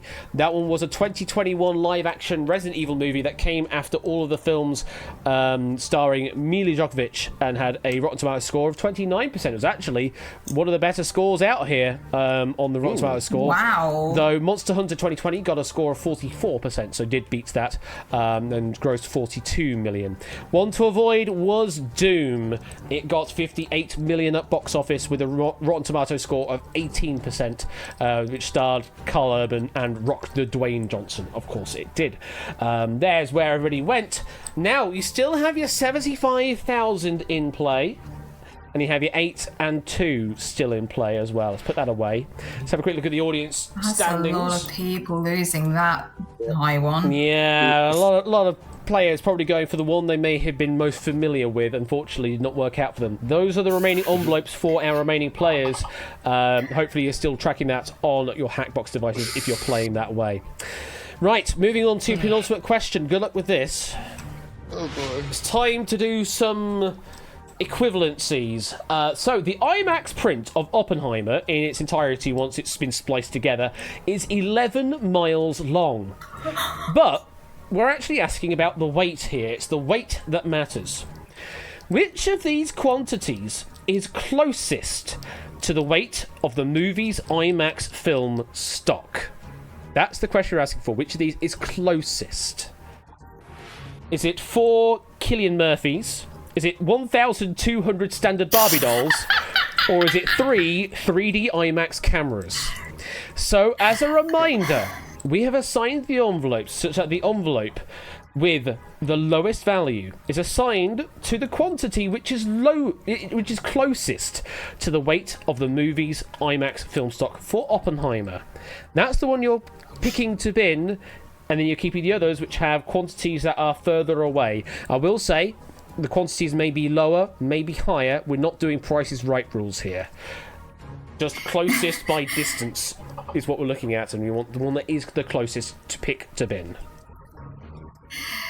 Can I just appreciate the question writer right here with the Barbie versus Oppenheimer? Whoever wrote this question is genius. So I will say, and I hate you for it. I will say, this was actually a substitution question. When we were due to do this last week, it was actually supposed to be a question relating to the Chasers, but we had a question on the Chasers from the drop, so we had to kind of panic change it, and this was what Danny changed it to. Danny, so, we want to have a chat. So enjoy that. Danny, I love you. I will deal with you. Danny, I will deal with you on Monday on Price is Right. Yeah, right here. Between the two of us, we are Barbie and Oppenheimer. Two very different reactions. Yeah. Okay. I have no clue. I have no idea what an IMAX print would end up weighing. Mm-hmm. So, yeah, I'm not very familiar with cinema as a general rule, apart from actually watching the movies. Yeah. So, would it be safe to say that the cameras, since they're pretty much heavy themselves, would be the one to avoid? I would say so. Or the Murphys. I have no idea what Cillian Murphys are. Can you? I think that's the person. It's the main actor in Oppenheimer is Cillian Murphy. That's the creator. I'll give you that information for free. Yeah. Yeah. So, I have never watched it, so I wouldn't know. So if we take the average person, we'll say we'll say 200 pounds multiplied by 800 pounds. 1,200 Barbie dolls, the weight of the Barbie dolls. Yeah, good luck. Multiply 1,200 by something. Yeah. And then the IMAX cameras. Which one are we picking to bin? You want to just take Murphy out? Yeah. We tried to Barbie supremacy. Let's end the Oppenheimer. All right, Oppenheimer, you're done. Murphy's. You're binning Cillian Murphy's, yes? Yeah. Yeah, why not? All right. Apparently got Please caught don't up let in us his be own Murphy's nuclear Law. explosion. I'm sure the chat is laughing at us like uncontrollably right now. Actually, there's not much response going on right now. It's more. Oh, Lee is here from Quarantine Stream Game because Dev made the comparison to say this is a very Quarantine Stream kind of question, which it kind of is. I will say it is kind of very, very similar to a Quarantine Stream style question. What is with this manifesting today? Right? No idea. Well, either way, you have picked to bin the Cillian Murphys. Let's find out what envelope number is assigned there.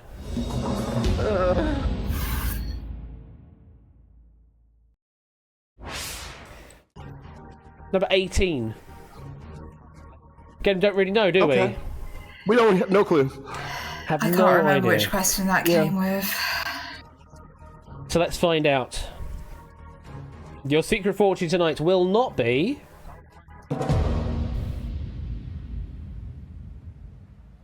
Oh boy. Well, it's not 8,000. Oh no.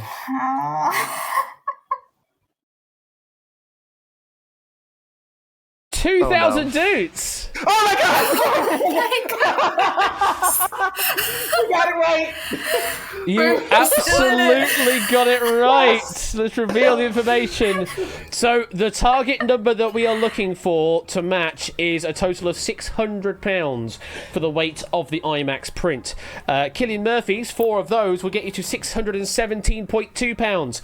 Means you're just over by 17.2. The 1,200 standard Barbie dolls, that will get you to a weight of £543.6, which will bring you to under by £56.4. And the IMAX cameras, they are just bloody massive and so bulky, because of course they're recording directly to film as well, so it has the film inside of the bloody thing, and it's 2 lenses. It's just fucking ridiculous. They weigh at least £747, depending on what additions you have to the rig as well. So over by at least £147. Definitely the one to avoid, and you ruled that one out very quickly on. Thank goodness. Well done. Let's put that away. I trusted you, Scorsy. Thank you. So, it's not over. It's not over, but you have done phenomenally well to keep that 75,000 in play. It's now that or 8,000 boots. Okay. We're salvaging it somehow. You ready for your final question? I think so. No, but let's go anyway. Okay. Breathe. Your final question is this. Which Australian TV programme was inducted into the Logie Hall of Fame most recently? And for those that don't know, the Logie Hall of Fame is a specialised industry-voted award presented annually at the Australian TV Week Logie Awards. So it's sort of like a TV kind of Emmy Award type thing, but for Australia instead. Which of these was inducted into the Logie Hall of Fame most recently? Play School or Neighbours? As a reminder, we have assigned the envelopes, such that the envelope with the lowest value is assigned to the Australian TV programme that was inducted most recently. You are still picking to bin, so you're still picking which you believe was inducted most recently. You will then keep the other one, which occurred earlier on, and that other one will be your secret fortune. Well, I know one of these shows. Mm-hmm. I think we both know the same show. Mm-hmm. Everybody loves Good Neighbours. Yeah. Yeah, especially the Minogue and Donovan pair. But you know what? Doesn't seem like a trap answer. I mean, it makes sense if it'd be a trap answer. It could be a reverse trap. We could overthink this very easily.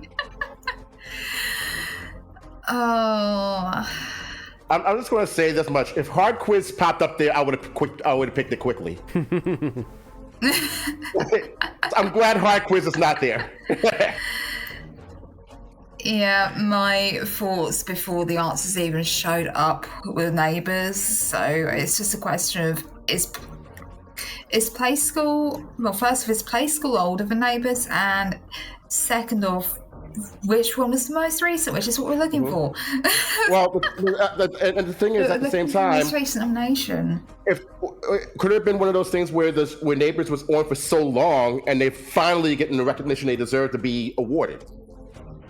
Yeah, that's what I'm thinking, because... Like, dare I say, Susan Lucci effect. Okay, which one are we picking we gotta pick to one. bin? We gotta pick one to bin. But what do you reckon, Sportsy? What do you reckon would be the best way to go? I feel like as much as I like Neighbours, Play School is the one to go ahead and bin, because I feel like Neighbours is a trap. You think Neighbours is a trap and get we're binning Play School? Yeah.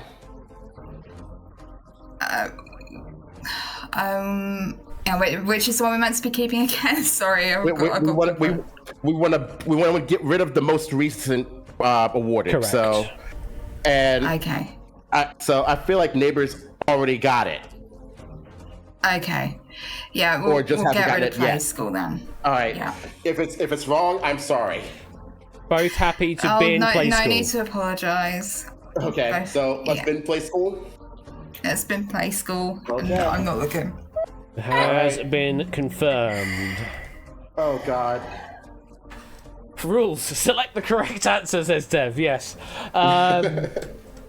So, let's see the envelope numbers assigned to both of these answers.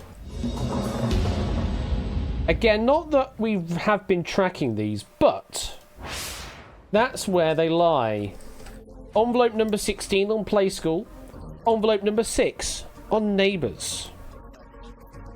I will say that the difference between these two is just 1 year out. Oh God. That's how close it was. Oh no. Looking at those numbers, I'm trying to remember. 16 was the correct answer. So it is at least 8,000. I'm trying to remember if 6 was the same one as the 100,000. Well, I feel like it might have been, so it might be between. Well, you are picking to be in envelope number 16. That is now out of play. All we really care about is envelope number 6. Because that is what is left over. And that is your secret fortune this evening. Your secret fortune tonight is...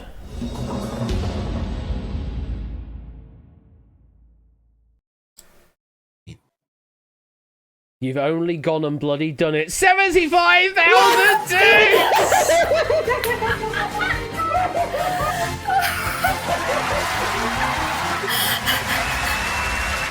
Superb second half of the game there. Superb. Oh my God. I'm speechless. And that is why this game is so brilliant, because you can have the absolutely disastrous first round, but so long as you've got big numbers still in play, you can have a brilliant round 2 and turn it all back around. So, the years in question. Neighbours, they were inducted in 2005. Play Schools inducted in 2006. Wow. Just 1 year in it. And what a turnaround that game was. Superb. 75,000. Sportsy Salem, how are you feeling after that? I'm at a loss for words at the same time. The last time I played this, Milk and I hit this for 75,000. So this is a 2-game streak. Oh my God. But a very different way to get there. I'm shocked. I think for the last time I played this, I think I've just tripled what I won last time. Superb performance there. Very well done. Second best outcome of this game is 75,000 Dukes. Let's have a look at the audience, see how well they did. Who got the 100,000? Just 2 players got the 100,000. Oh my god! Tipster and K-Jarbs walking away with the top prize, and then you two get the second best prize. Nobody else got the 75,000. You are on your own on that envelope. Yes. Just your own unique game. Proogs and Colin 50,000, AB Me 40,000, Oren for 30, Ice Tim 18, KS 16, G Eisen 14 with Silver Electron, Ape and Bassoonist and Brian on 12, Itogi on 10, Matt on 9 with Suddy Cat, Clive on 8 with Grunkle, Shadow with 7, Pozzan with 6 with Mr. Vertigo and Fluid Fernando, Ralph with 5 with Silent Marine and Flyboys, Cetra, Brand New Halo, Dev and Luke on 3,000, Velvet Thunder on 2,000, and Furbster not getting the minimum, getting at least 500 doots for their game. Oh, goodness me. Awesome game Good there, on everyone you two. avoiding the minimum. Good on everyone. Based on the numbers I'm seeing here, you have done really well in comparison to everybody else. Oh my god! That's an amazing performance, honestly. Sportsy Salem, how do you feel? I'm just shocked that we did that. I'm shocked. Can you pinch me? Crazy game. Thank you very much for playing, and congratulations on your 75,000 Duke win. I hope you both had fun. Yes, we did. Thank you so much, Ash. Thank you for having us. So I definitely had a lot of That's fun with all the teasing going on with that, but moon heck, what a turnaround. I was not, Wow. I did not see that on the horizon at all, but you did so well. Congratulations to you two. Have a good rest of your weekend, and we'll see you later. Thank you. You have a good one as well, Ash. Thanks, Ash. See you on the other side. Bye. My goodness me. 75,000 dukes after that freaking round one. Best comeback since Lazarus. Very much so, Matt. That was amazing. I could give Chris Tarrant a run for his money with the teasing. The thing is, the number of times I've hosted this now, I have to start thinking of new ways to reveal the information. So I'm glad you're enjoying the stuff that I'm doing with the hosting to try and keep it a bit interesting. Otherwise, it's a bit boring when I just say number. It's got the 100. Yeah. Oh, riff of a thing. Yeah, riff off a thing that they ask about. It's like Sportsy saying about 16,000. Well, you said about 16,000. Yeah, 16,000. You know, I will riff off of what the players are saying and try and make it a very interesting game. And bloody hell, that was interesting. I mean, the game itself was bloody interesting. Thank you again to JB and Danny for that pack of Secret Fortune this evening. It's got a 1 and a number of zeros. I've used that before, Aaron. It's got a 1. It's a real number. It's not complex. But yeah, absolutely amazing game. Thank you very much for that. And just superb. Absolutely superb gameplay there. That is why I love Secret Fortune, is for situations like that. It's just, I mean, dukes are kind of imaginary, so they're already complex numbers in their own form, but they're not two-dimensional numbers, if that makes sense. Or anyway, I'm making things up at this point, and who cares about maths at 22:35, 10:35 p.m. All we really care about right now is a good old wheel spin. And I have noticed that I have been dropping some frames, so I don't know why my internet's being so lackadaisical over the past couple of days, but it has been. It might be that I just need to give the router a little nudge to wake it up and make it a bit better. But either way, we got there in the end. Any other notes about the Hackbox experience for Secret Fortune, do let me know on Discord and all that kind of jazz. I will try and get the unexclude button in there, and also try and make the exclude button work for those that didn't work that time, but for some it did. It's very weird. I may also add a leave game button on Hackbox, because that's not there either. Anyway, we got a spin of the wheel to sort out, so let's do it.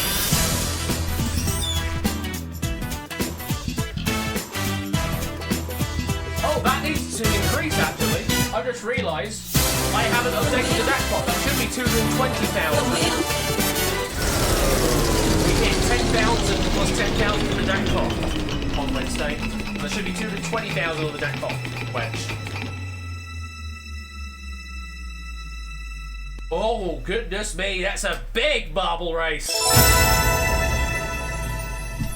It's a big marble race tonight. 50,000 doots on the line for some marbling. Now, we now need to decide what position is going to pay out. And we do have some interesting ones up here still. We haven't hit Fibonacci yet.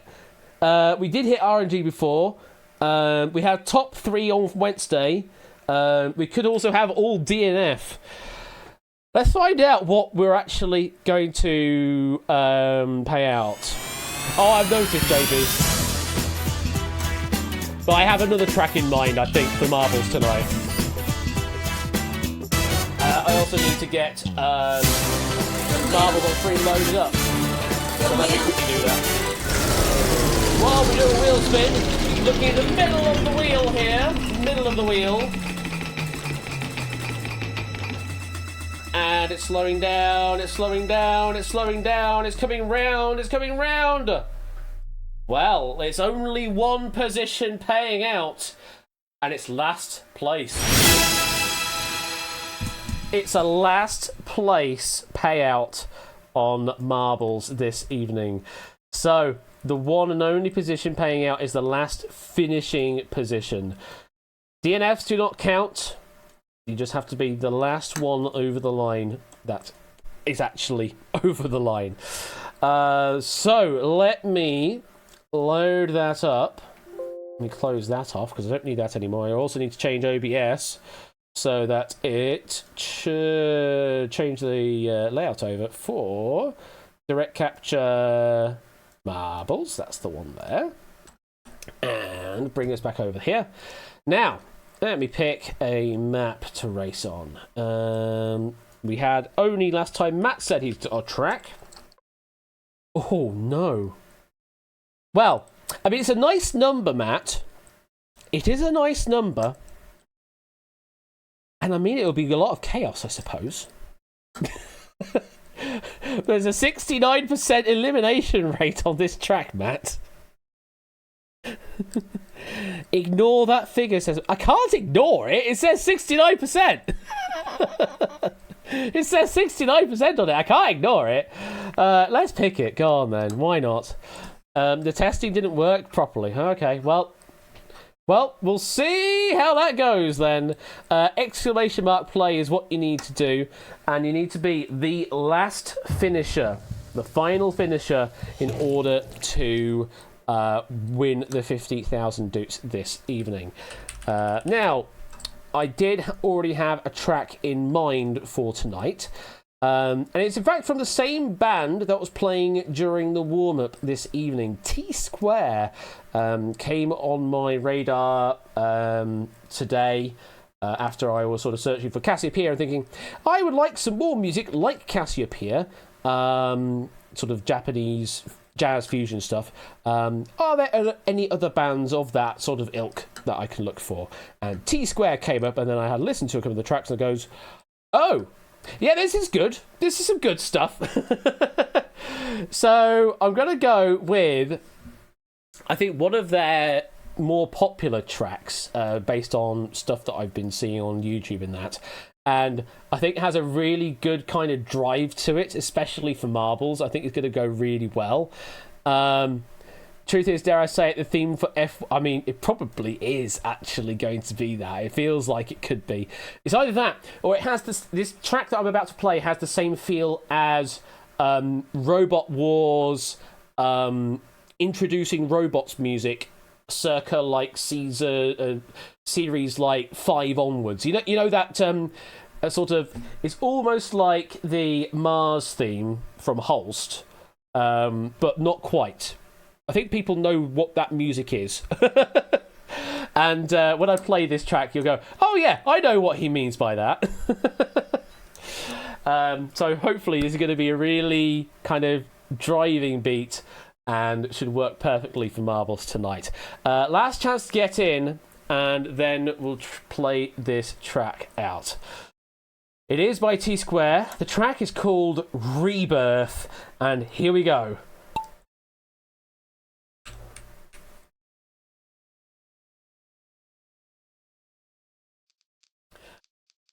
As they come down, it's Silver Electron with the lead into...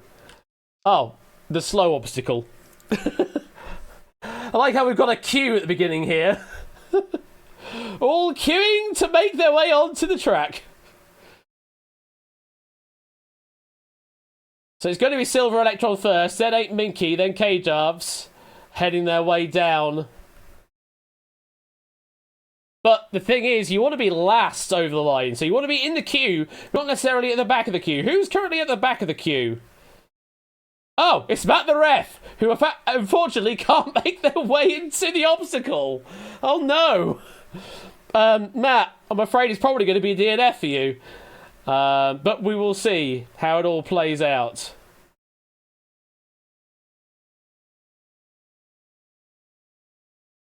Who's making their way down? It's K-Jarves who's heading first.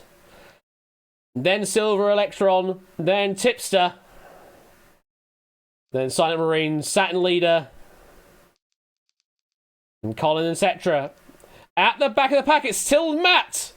Still stuck. Of those that are probably still in the race, KS is still at the top level of this funnel. But you do still have to actually finish. Oh, the rhythm part here is ridiculous, by the way. Especially here. So unnecessary, but I love it. At the front of the pack, let's have a look to see who our leader is. It's K-Jarves and Silver Electron. As we have another division point. Oh, it's a great metric modulation, but it completely threw me the first time I heard it. Tips of Saturn Leader are the next ones in.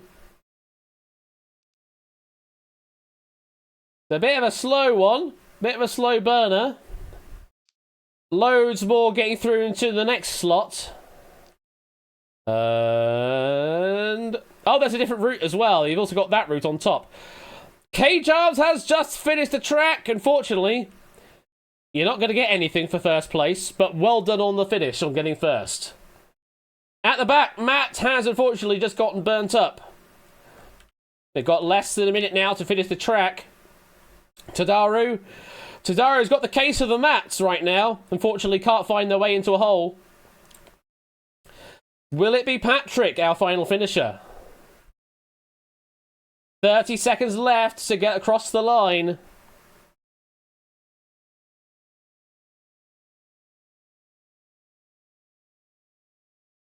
Heading their way down. 20 seconds. There's the fire. Shadow's going to get burnt up. Patrick, are you going to get there in time? Yes, you are. Patrick is going to be our final finisher. Getting some doots. If I can type the name properly, there it is. 50,000 doots going to Patrick. 42333. And there's the final results there. K-Jarves getting first place. And then it was Saturn Leader. Then it was Silent Marine. And unfortunately, those that got eliminated were Matt, Colin, Tadaru, Shadowmane, Proogs, Tipster, Silver Electron, KS, Itogi, Mr. Vertigo, Sportsy, and Ape Minky. God, imagine if it was all DNFs that got paid out for there. That would have been a lot of doots being paid out there. Oh, goodness me. And I do love that track. That's such a good one. It's just for the beginning, if anything. Just for this bit here. Because I bet I could probably snip that and make that an endless loop thing. And like, if I ever made a Robot Wars-esque game in future, I would be able to just use that. Because, oh man, it just has just the right mood for that kind of situation. But yeah, Rebirth by T-Square, absolutely amazing, and loads of other games, other tracks and styles that they play in as well. Am I suggesting Chris that does Bamzuki? I mean, could do. I could maybe have a look at sort of the character creation stuff from S4, maybe try and emulate that in Unity, and we'll do some Bamzuki stuff. Sure. Quiz Night Bamzuki, what a hell of a suggestion that is. But I mean, if I could make it happen, that would be crazy. But yeah, T Square, absolutely awesome band. Do go and check them out. Particularly, which was the one that really brought my attention? It was one from one of their older albums, if memory serves. Where is it? I'm going to share that one that I found first. It's one that has more of a Cory Wong style to it. This one here. The Sunnyside Cruise. This is the one that initially drew me in because it has such a Cory Wong vibe to it. I will share that.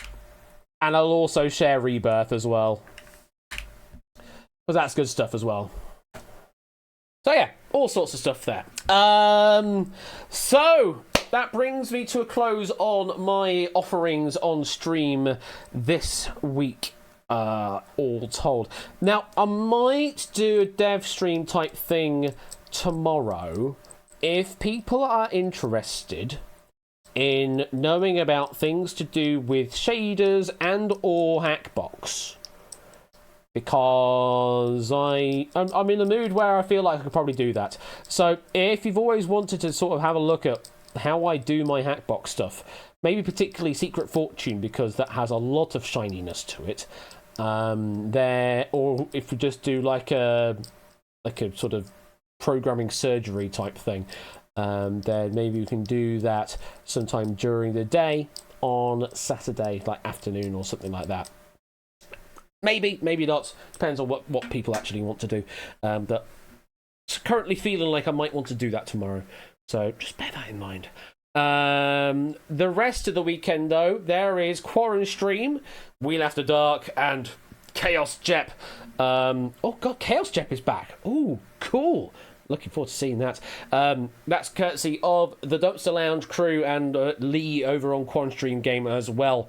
That is happening at Saturday night time here in the UK, like 12:30 in the morning, going on into silly o'clock. Makes more sense if you're in the States. But yeah, that's what's happening on Saturday evening. Nothing else happening in the world of quiz here in the UK. Topper is on his Holly Bobs, currently now in Estonia from the looks of things. Ben is still on a mid-season break, but will be returning soon. And I will be back next Wednesday. What have I got on offering for you next Wednesday? Oh, it's all about the ones and zeros. That's it.